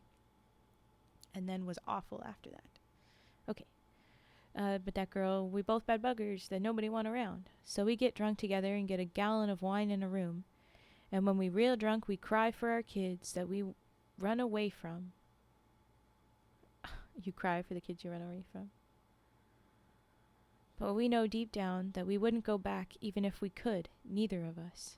And that make us more sad, so we drink until we pass out, and we sleep until the manager come around and kick us out the next day. Oof. Yep. Fully agree, Fet. You were a good boy, Silas. You were a good boy? Oh, don't make me smack you, boy. This guy. I remember one time we went to Wetaskiwin. I got good and drunk, and you drove the team all the way home by yourself. You make me real proud that time. I remember that story. He was really young. You boxed my ears for driving so rough on the road up to the reserve that it woke you up. He shake his head, some. I'm ... sorry about that. If I had some money, I'd buy you a beer, Silas. Yeah, you keep saying that, guy. We sit quiet for a while. Papa's eyes kind of close, and I figure maybe he gonna sleep some. You like to get something to eat, Papa? We could go to a cafe. ... Don't remember when I ate last, he mumble. I stay over to the Sally Ann or else sleep out ... But the night's getting pretty cold. I picture Papa sleep in doorways the way I see Indian men around the downtown. I think real fast to try figure what I could do for Papa. I could never bring him home, but maybe a room in Wetaskiwin near the tech school where I could keep an eye on him. You do anything, Silas? Work, you mean? Yeah. I wonder if I should tell him that I write down stories. I decide not to. That one was accidentally coded, but it's not. He didn't say that out loud. I take a course that the government offers. Learn how to fix big tractors and stuff. Indians can do that now? Sure, the Great White Feather let us do lots of things. Except what I wanted. What was that? Susie never told you about it? You know, maybe I never told her. Guess maybe I just keep it to myself. Maybe I shouldn't tell you in case you laugh. I don't laugh at you, Papa, I promise. I wanted to be an auction man. An auctioneer? I know. I talk, people say, like I got a mouthful of rocks. But when I was a boy, I used to hang around the auction barn up to Wetaskiwin, listen to them sell off cattle.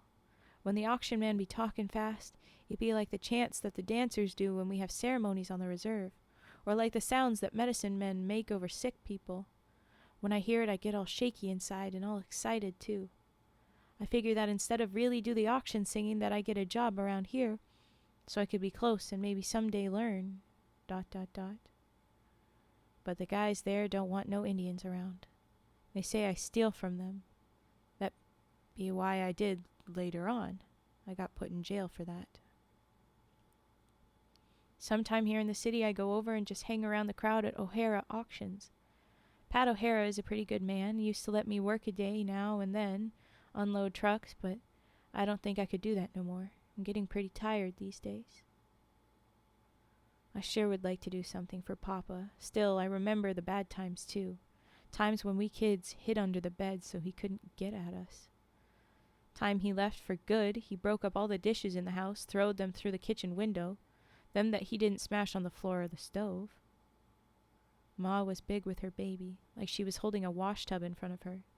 She stood in the corner with a butcher knife, and she hold it with both hands with the point on her belly and say if he come after her, she ain't gonna kill him. She gonna kill herself. That kind of slow him down some, and he finally go away. Me and Joseph and Ileana, we watched it all from under the bed. I wonder if Papa remember that. Papa, I say, I'm sorry that you couldn't be an auction man, but ... And then Frank has come to our table. Oh boy. I guess Frank is thinking, get away from him. I introduce him to Papa. Fence post, Papa say. You be Tom Fence post boy. I'd have never knew you since you grew up. Yeah, say Frank, Tom was my old man. He was a son of a bee, Papa say real loud. I feel more comfortable saying it that time, but because it's Papa saying it, I don't want to say it. I don't want to say the bad things you say. Anyway. Claimed I stole a set of harnesses one time. I'd fix that bastard good if he was here. And he'd stand up and make a fist in Frank's face. Oh, Papa. Frank reached for the knife in his belt, and I sure glad that he left it over on our table. Papa, I say, Tom Fencepost been dead for 4 or 5 years now. He's still a son of a bee. I step between Papa and Frank to keep Frank from hitting him. Papa's sharp little eyes glare at me. Sit down, Papa, I say to him. He draw back his hand at me, but before he can do anything, I give him a good shove on his chest that land him right back in his chair. God, but I sure hope he stay there, and I sure breathe some easier when he does. I steer Frank away from the table and go back and sit down. I wish you hadn't done that, I say to Papa. I start to feel like we was a son and father. They look over at me and I can see his eyes have quieted down some. I didn't steal that harness. I believe you, Papa. Good. If I had some money, Silas, I'd buy you a beer. Stop saying it. When you told me your dream there, Papa, it make me real sad that you weren't ever able to get what you want, but it make me happy that you tell your dream to me. I want to tell you what I do, Papa. I write down stories. Mr. Nichols, the counselor at the tech school, he fixed up my spellings and get the secretary to type up my stories. I had some printed... Why does the secretary have to type it? Sorry. Little old-timey... Do better. Anyway. I had some printed in magazines, Papa. And someday, maybe, I get me a whole book printed. Ain't that good, Papa? If you come visit me, I show them to you to read. Exactly. How many times do you say it? I don't know what I expect, but as I look across, I can see Papa's eyes get sharp again. School be the white man's way of making you white. I never went hardly at all to myself, and I don't send Ileana or you to school until they come around and say they put me in jail if I don't. People only get white as they want to be, Papa. Me and Sadie... And I guess he interrupts. It's a ... I don't know. Never thought I'd have me a white man for a son. Then he called me a bad name. I can't. You're just awful. You're just awful in a bunch of ways. Good that he didn't mention her husband. Yeah, I guess so. I'm surprised this guy is still alive with how many altercation he gets in. Yeah. But he's small. And he can do the, I had a dream. And then everybody just says, oh, poor little man. And they just let him be. That sure is reinforcing what a scumbag he is. Really, though. Okay. Papa, I thought you'd be happy that some of my dream happening. White man, he spit at me. And he start to get up again. You want to fight me, white man? I can still whip you like I done when you was little. ... but oh. Deeply unimpressed.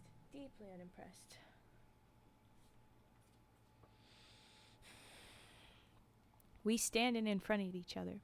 I let him hit at me and it bounced off my shoulder. Before he can make no trouble, I give him a good hard push back into his chair, and then I walk back to my table. We sit for another half hour or so, and I keep sneak looks over at Papa, who be kind of passed out. He is leaned back with his legs stretched out in front of him, his left arm it hang at his side, limp like maybe it broken. In his right, he got a cigarette burned down awful close to his fingers. I go to the bar and buy him a box of beer. I check my wallet and see that I ain't got so much money, but I take my last $10 bill and get to the bartender to break it into one so the cab driver won't rip off my Papa when it come time to pay. Come on, Papa, I say, and he look up surprised, like he don't know me. Frank and me help him outside and into a taxi. I put the key to our room in his shirt pocket and tell the driver where to take him. Jesus Christ, Silas, Frank say to me. I know he's your old man, but after all he done to you, how come you still be so nice to him? He be mine, I'd probably killed him. I understand him, I say. I'd sure never forgive a bastard like him. All your life he never done you nothing but dirt. Understand ain't exactly the same as forgive, I say. You give away our hotel room too, Frank say? But I hardly hear him, 'cause I'm thinking about the time Papa left home for good. Since the dishes was all broke, I went around to where different people spread their garbage and gather up some tin cans. I got a pair of snips from Miss Lewis Coyote and cut the cans down so we could use some for cups, some for bowls, and some for plates. But the little kids cut their fingers and mouths on the sharp edges, so I had to go borrow a pair of pliers and bend the edges over. Oh my gosh. Understand ain't nowhere like forgive at all, I say, as we sit back down with the girls. Frank just pick his knife back up off the table. That's the end of that one.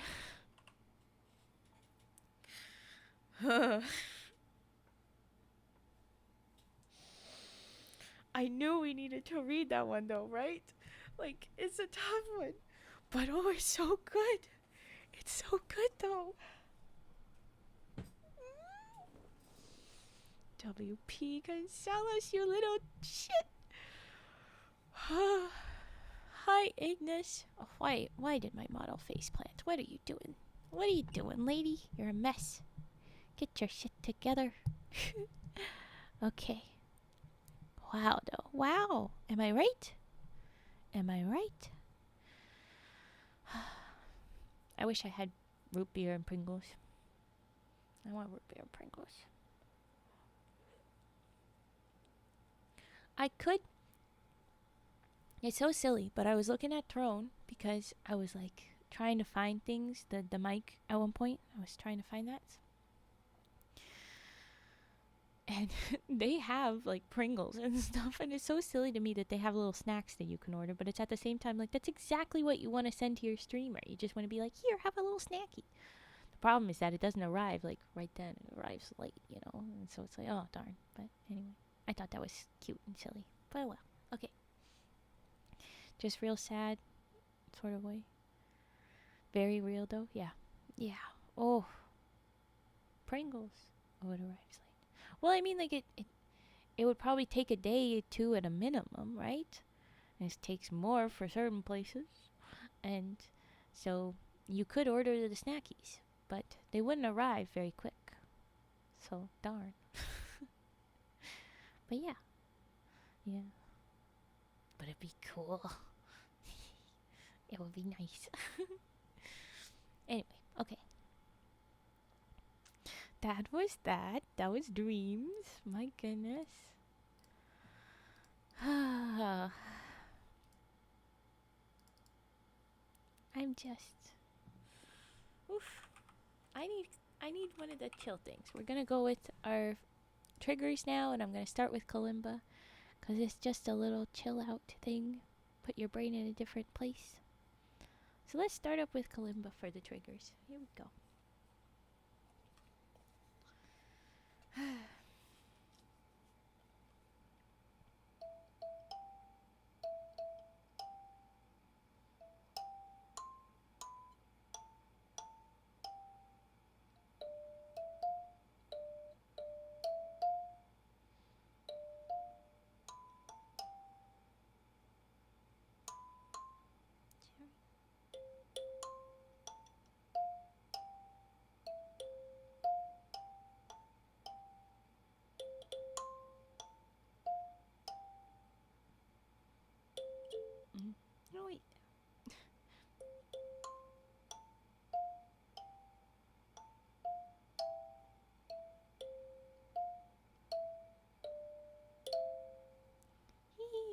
Okay, I'm gonna go for that same song again.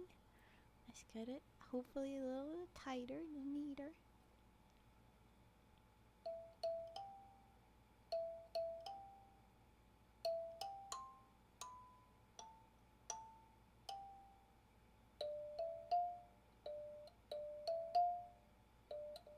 Hmm. Oh, what's back up?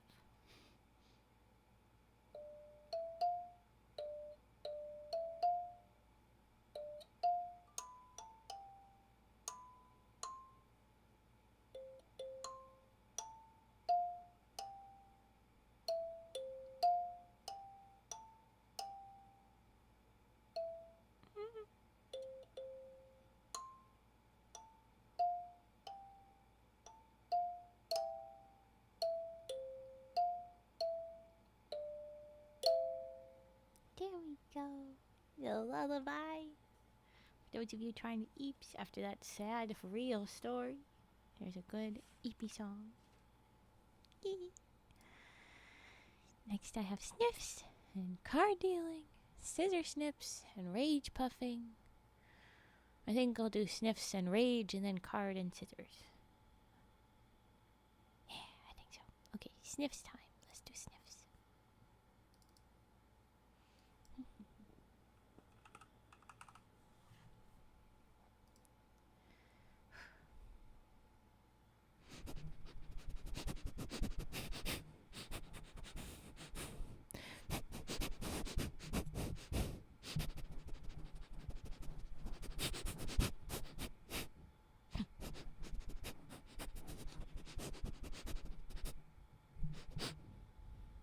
Aggressive sniffer. Hey, I've always done the sniffer like I'm an animal sniffing. I always do.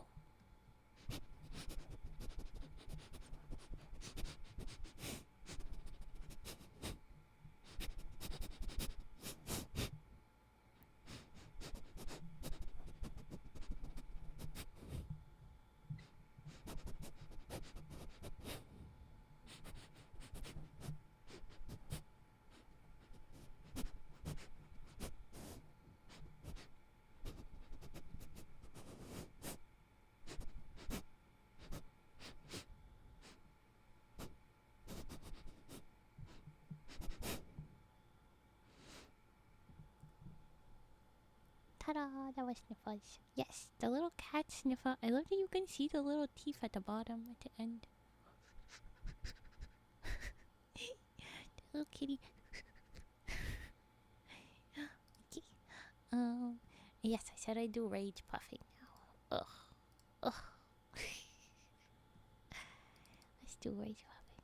Because the sniffs gave me some, like, momentum. I think I can pull it off. Okay. I'm angry. I'm angry.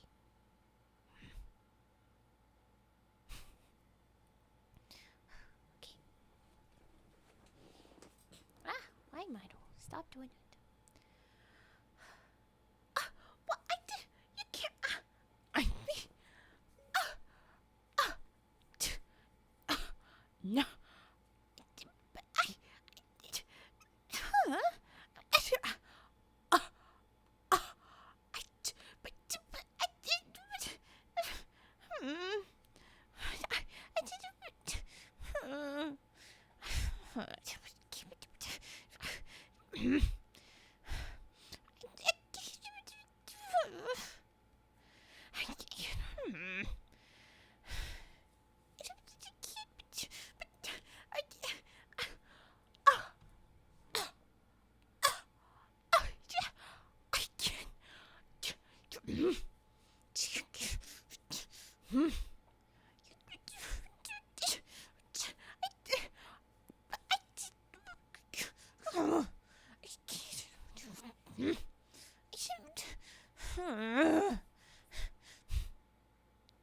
You see two Sims fighting over the dishes.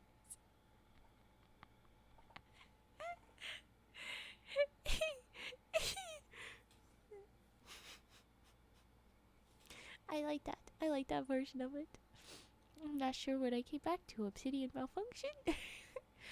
And this is why we created the rage puff command, so that we can easily explain rage puffing. It needs the the explanation, the representatives, all the time. You gonna laugh at me? You gonna laugh at me? Yeah. You should. It's a silly one. Oh, Flynn. Did you know what you were doing? Flynn, oh, did you know? You like it? Oh, well. Yeah, lots of people seem to like it. It's a goofy time. Let's do that hydrate and stretch and posture. That's a good one. Let's get that done. Boop, boop, oh, boop, boop. And I guess scissor snips is next. Because I accidentally said I already did it. I didn't. I haven't. I clicked the wrong thing. Okay, scissor snips is next, so I'll do half of it. Okay, big stretch. Oh, that was good.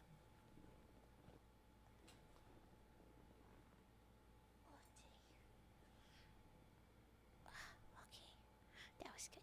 Okay. Oh, snips? No, snips. Snips. I like the silly words that my typos make. Or the silly words that I do on purpose, like frog instead of frog. Frog. Okay. Let's cut the scissors. Scissors time. Here we go.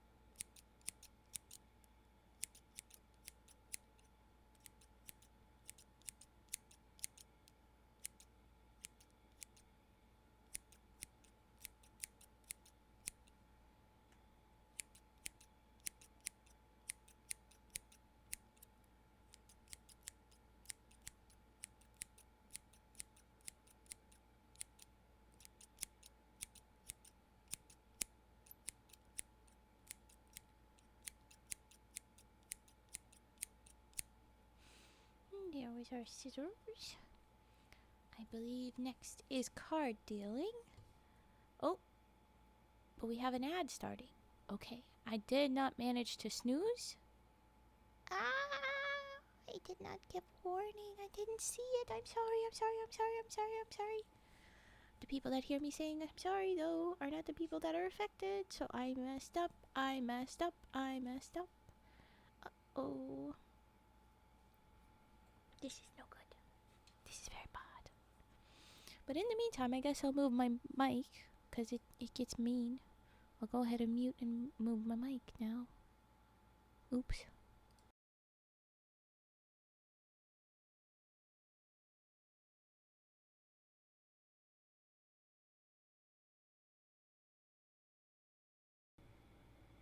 Okay. Twitch gave me an ad for clicking on stream. The ad ended and now I'm getting the ad break ad. I'm sorry. Also, I'm sorry everyone. I didn't give you the warning. I did not mean to fail to warn you. I was looking at other stuff. The wrong window was up. I was looking at the other thing. It was OBS that I was paying attention to, not Twitch. I failed. I am very sorry. I'm very, very sorry. Now is card dealing, though. And my mic is in the right position, that's why I'm kind of being loud, but I'm far away. Anyway. Card dealing now. Worst possible ad timing right there. Was it? What happened? What was bad? What was bad?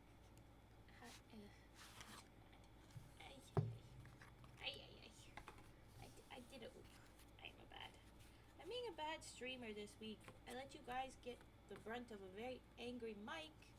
That ad didn't get any warning. Being a bad streamer. Ugh. bonk? Why you bonk? Why you bonk?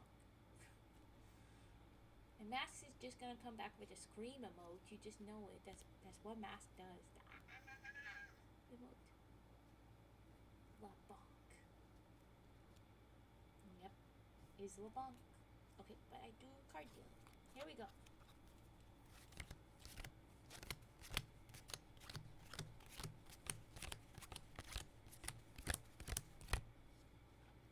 Hold on a second. That's not the little scream.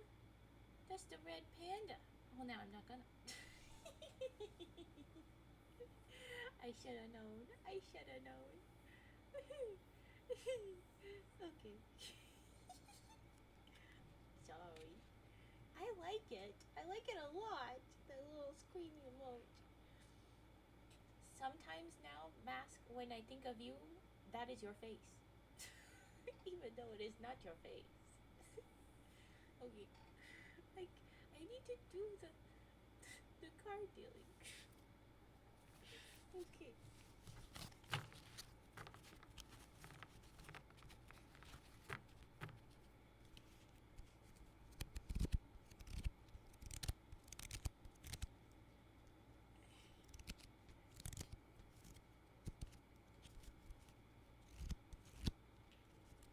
Yes, I know that, like, cognitively, I'm aware, but it's still, my brain is like, no, that's Mask.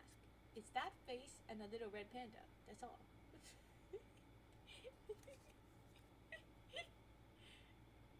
I know, but somehow, somehow, I still see this you. Okay.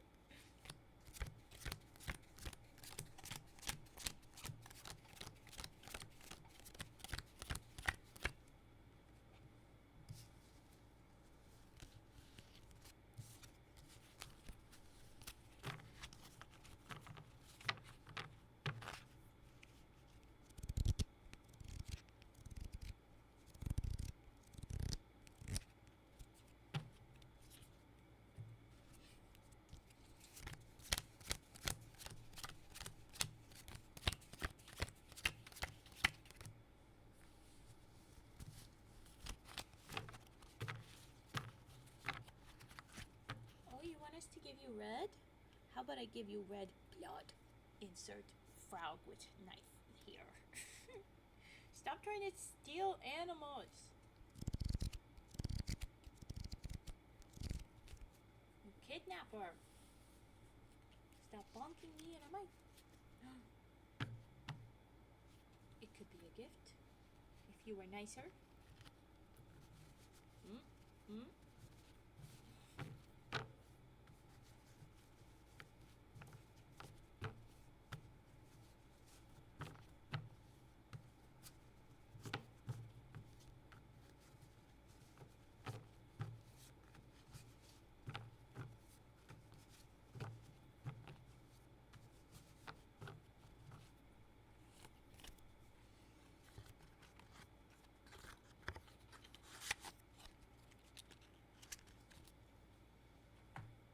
Okay, that was our card dealing. I'm gonna mute and move the mic back.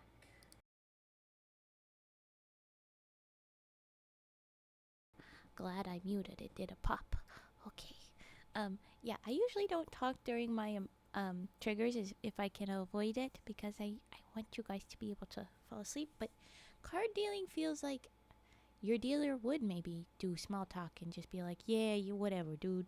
And so like that would make sense to kind of be chatty and but anyways, yeah, Mask, the bonk just wants to thieve all the aminos. It's so mean. Kidnaps. I like the little foxy, cutie. But yeah, you cannot trust the LeBlanc with your aminos. Will thieve. That Riz, that 86%. That's how he convinced you. That's how he tricked you, cause he got so much Riz. Uh-oh, we've got some weird headphone whininess. I'm gonna adjust that so it's not so bad. Hopefully it doesn't stick around. Okay. Okay. Be nice, headphones. Don't be mean. Don't do the whiny. There's the whiny thing. Hello? Hello? Whiny. Why my mic gotta be so weird? And we have at least a week and a half before I get the mic. It's taken that long to get here, the new one.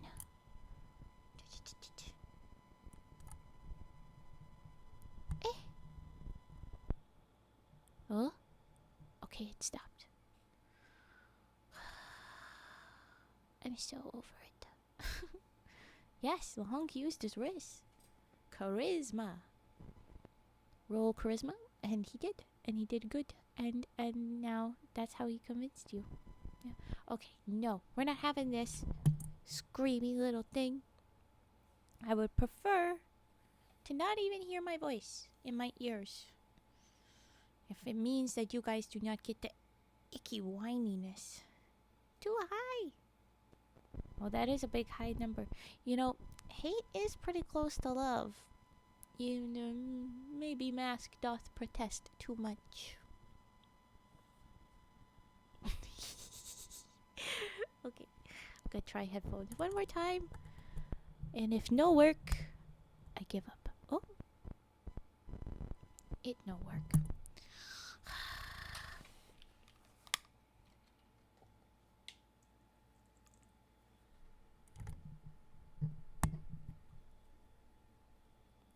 Icky little earbuds, it is. Ah, hello? Hello? Okay, I can hear. Okay, we'll do scissor snips. A singing frog. No. I only have 20 minutes left on the stream, so I was kind of thinking that I would rush through the next story. But you've just redeemed a bunch of triggers. So, here's the deal. Which one do we want to do? A very long, rest of stream is just redeems, or another story? Since it was all a honk that did those redeems, you'll redeem all of them? You do want them. You want all of them. Okay. Then I guess we will not do story. That's the deal. Because I don't have much time. And I really can't stick around extra time today. I meant as joke. They're a joke?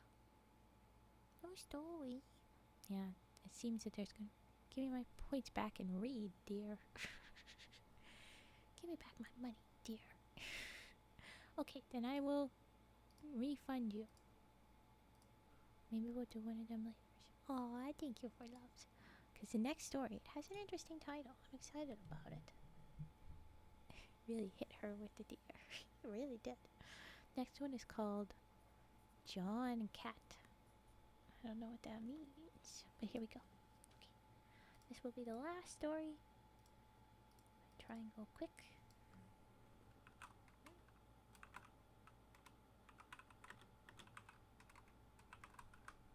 Oh my gosh. There we go. John Cat. Oh, don't say that. Don't say that I got run over. That's bad. Okay. John Cat. Yes, that's lined up. It's all good. Okay, here we go. I'm not your grandma. You're my grandma. What? What? Okay. The hell? What? You're gonna make me go completely off track. I'm not gonna be able to read. What the fuck?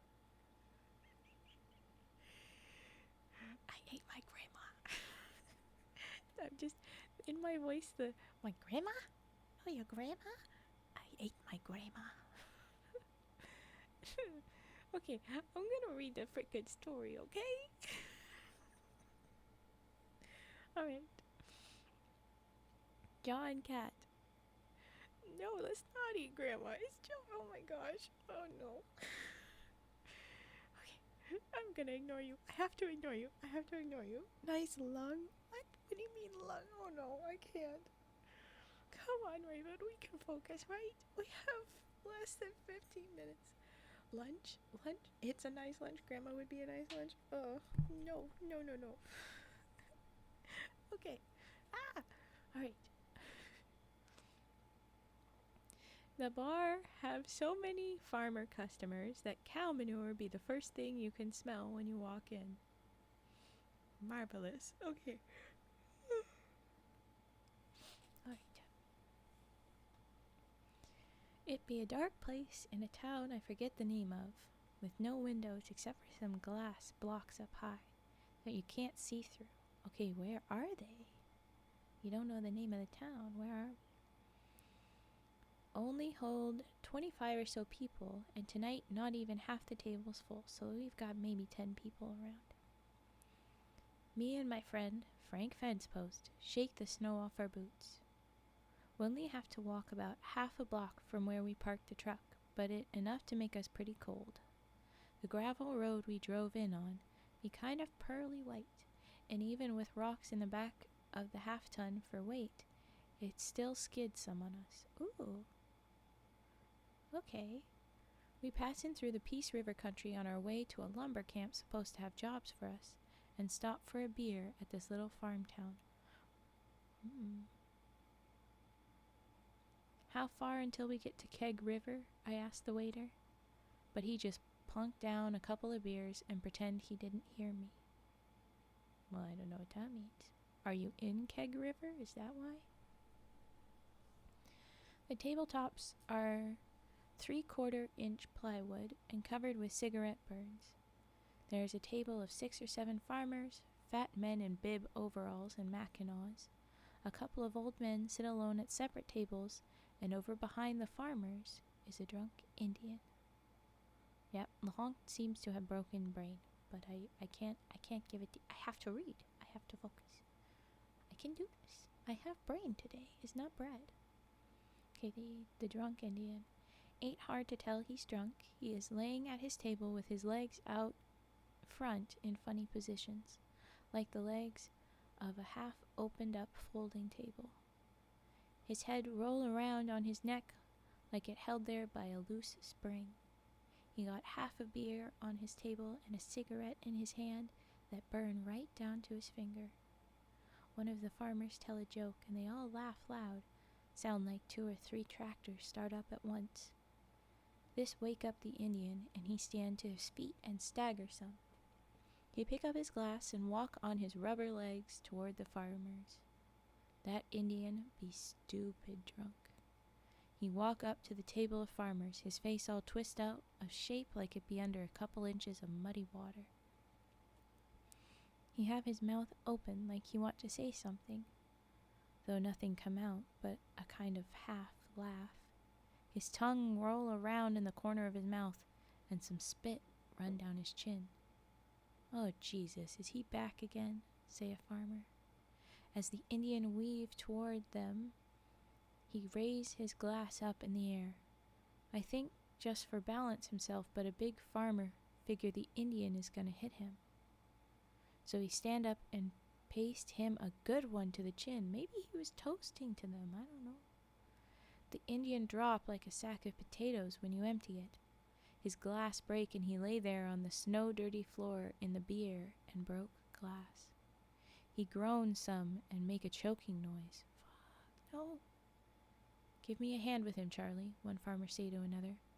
We don't want him to barf in here. And they're just going to put him outside, aren't they? They're not even going to pay attention to him after that. And it's cold.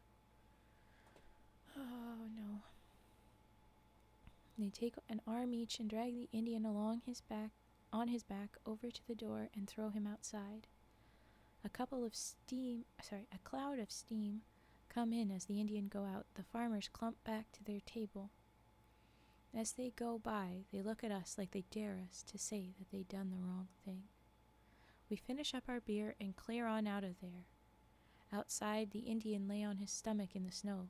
He got on just a red and blue flannel shirt, jeans, and worn-out work boots with the one sole loose. I turn him over and see that he is one scrawny Indian, light as if he made out of straw. The wind be cold as hell, and the exhaust from a car angle parked at the curb whip around the bumper and break up in pieces. Frank and me look at each other. He freeze if we leave him, I say. Frank nods. I take the shoulders, Frank take the feet, and we haul him to the truck.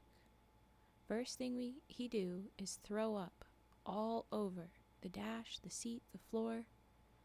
We sit for a minute, wonder what we gonna do. By morning, at least the smell be froze up some, say Frank. Boy, it stink a dog off a gut wagon. That be a saying our medicine lady, Mad Etta, use whenever she smells something bad. Just then, RCMP car pull up behind the truck. Its red light twirl round and round, bounce off store windows on both sides of the road like a volleyball. An RCMP guy come to each door of the truck, biggest cops I ever seen, wear fur hats and buffalo skin coats. They must feed on Indians to grow that big, say Frank as we get out. They put us up against the truck and search us for knives and dope. They didn't do nothing, but of course they're searching them. They stick their heads inside the truck, screw up their faces at the smell, decide not to search in there no more. The one on my side make me get out Louis Coyote's registration papers and insurance and my driver's license. He's sure surprised that I got all three. You guys been drinking, so I don't want you to move this truck until morning, said the RCMP guy on my side. He got a long brown mustache, and his breath steam up his collar, mustache, and eyebrows. We don't be drink with this guy, we just pick him off the street, say Frank. Point to the Indian laying over sideways on the street. Me and Silas have only one beer each. You ask the guy inside the hotel. I said you been drinking, say the cop on my side, and drive his elbow about halfway through my back. I guess 'cause Frank be too far away for him to hit. The papers for the truck fall out of my hand, and that cop kick them under the truck. If that truck moves before morning, you're going to be a couple of sorry bucks. Clear? Clear, we say. I have to crawl on my belly in the snow to get back the papers. We head down for the hotel again. This time we go around to the lobby part, leave the Indian on the step, and go inside. You rent us a room, mister? I say to the guy behind the desk. You being smart? He say back to me. No, sir, I say. I sure don't want no trouble from anybody else tonight. It could be maybe 50 miles to the next town. Goddamn human resources says we've got to rent to Indians, the clerk say. Tear the shit out of my rooms, you buggers do. Ugh. Real racist town we're in.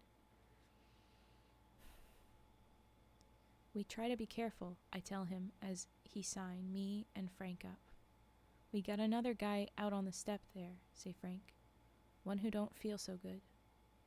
I should have known, say the clerk. Let's have a look at him.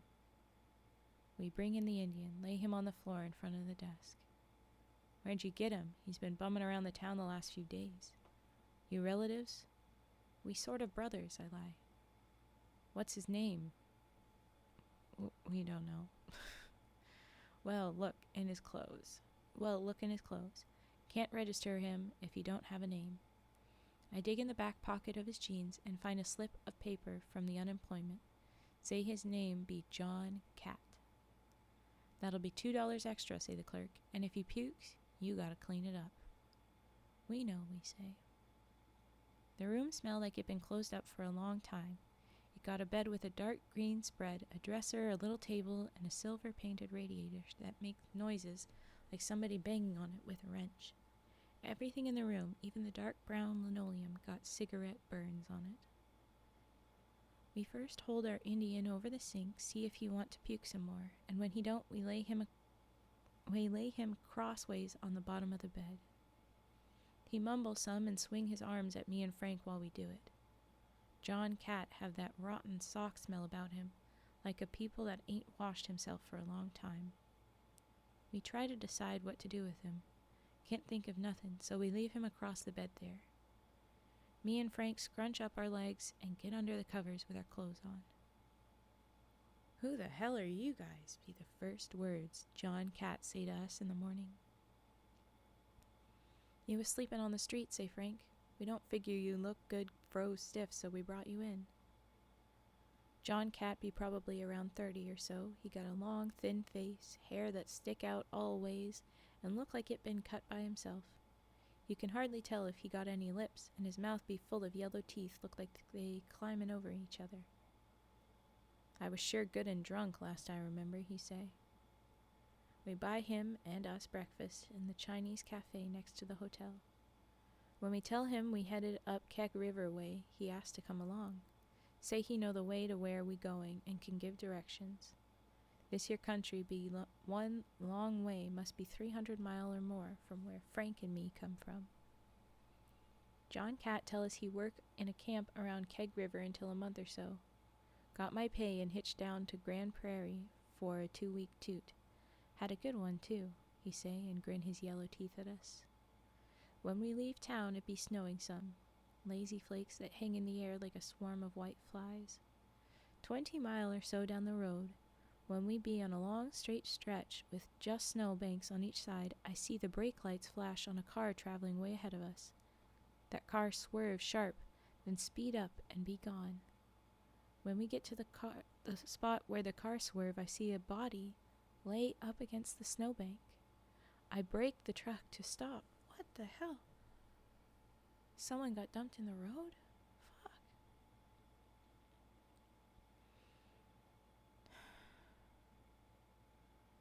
"What are you doing?" say John Cat. "There's a man beside the road." "Shouldn't stop," he say, but me and Frank already out of the truck. The man be a boy, 14 or so, an Indian. He already got snowflakes settle in his hair. There be blood run from his mouth, and his breath make choke sounds like his throat be full of something.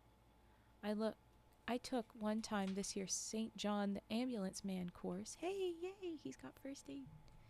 At the Toscawan Community Hall, and from what I remember about first aid, I know we sure shouldn't move this guy.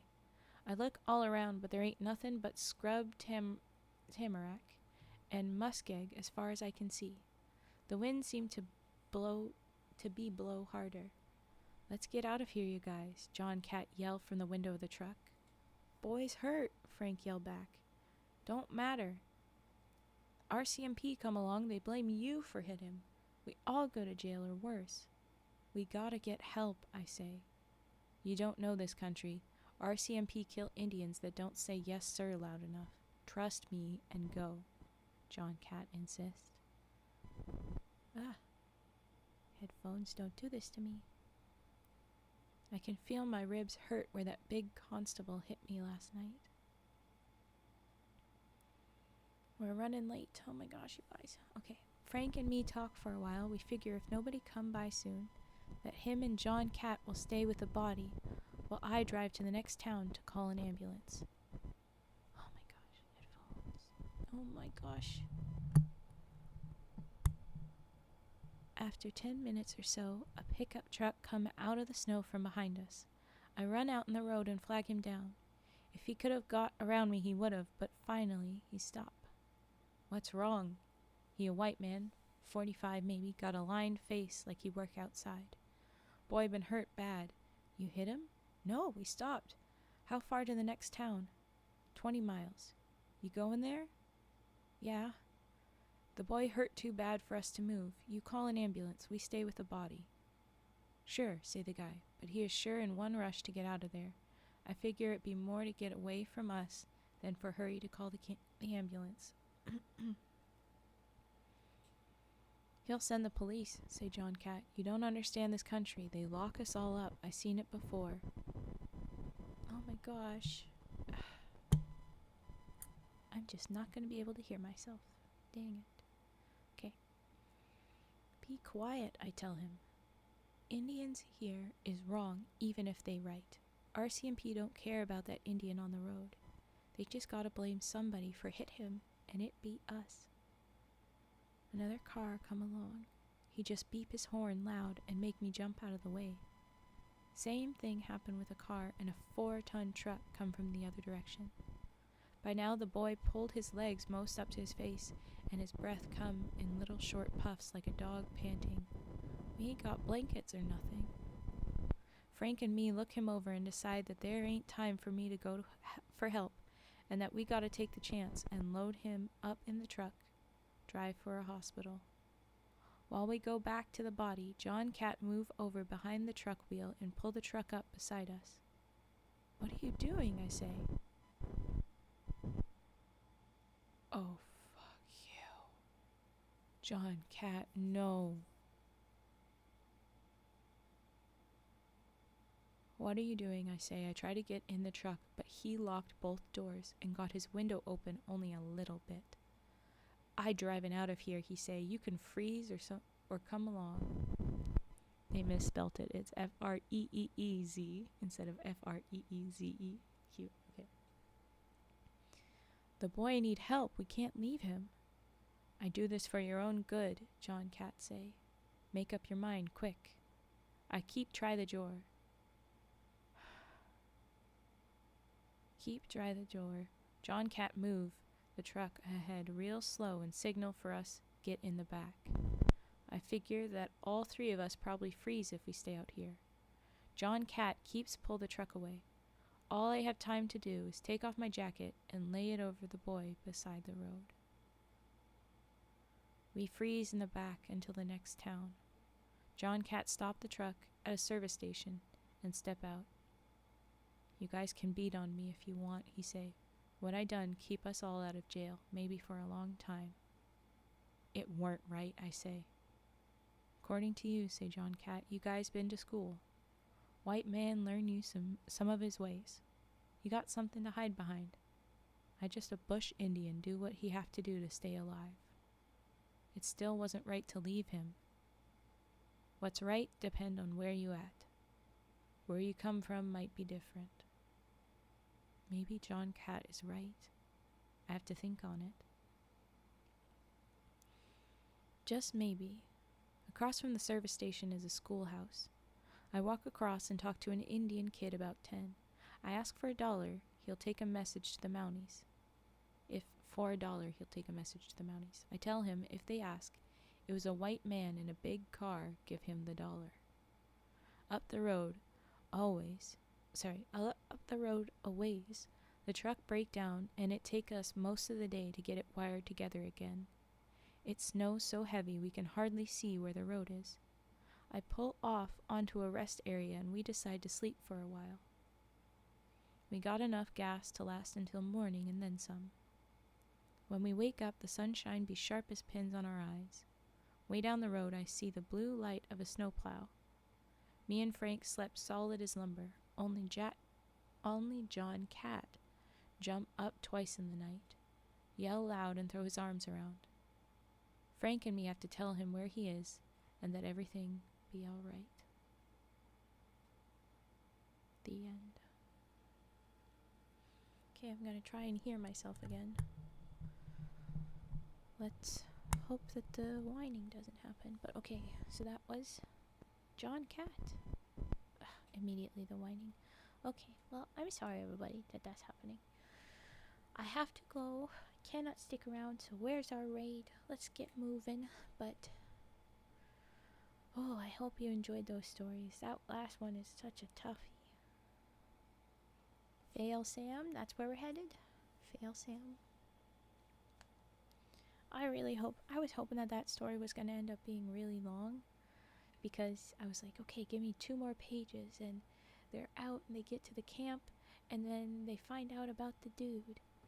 He went to the hospital, and then he's actually going to the camp too to work. I don't know. I was really hopeful that there would be something. Oh, my goodness. But okay. Yeah, I'll be back tonight with more of the SCP. We're finally gonna finish out that saga that Do on the Grass recommended, so that's gonna be fun. Oh, honk, why you gotta bonk while we're leaving? Really? Seriously? Oh, goodness. Okay. La bonk.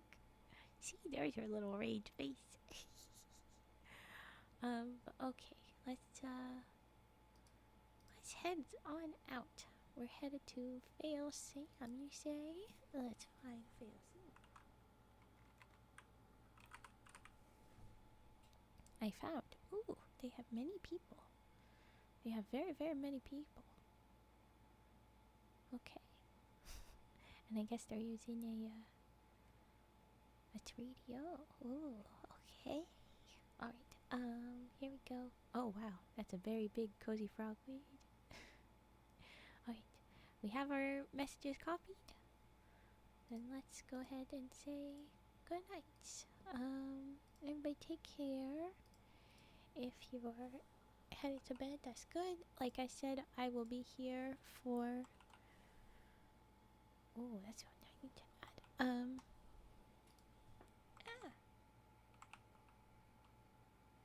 I'm not posting my message. It looks like I can't. Stop moving, chat. I lost my copy. Ah.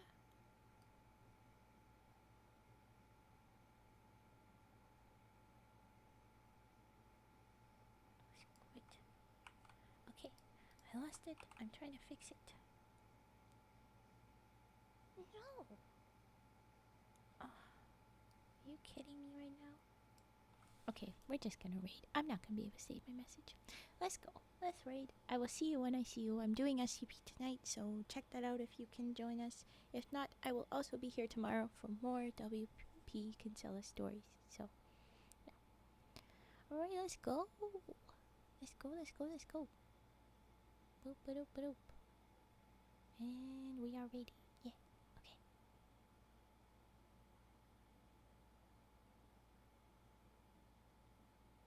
And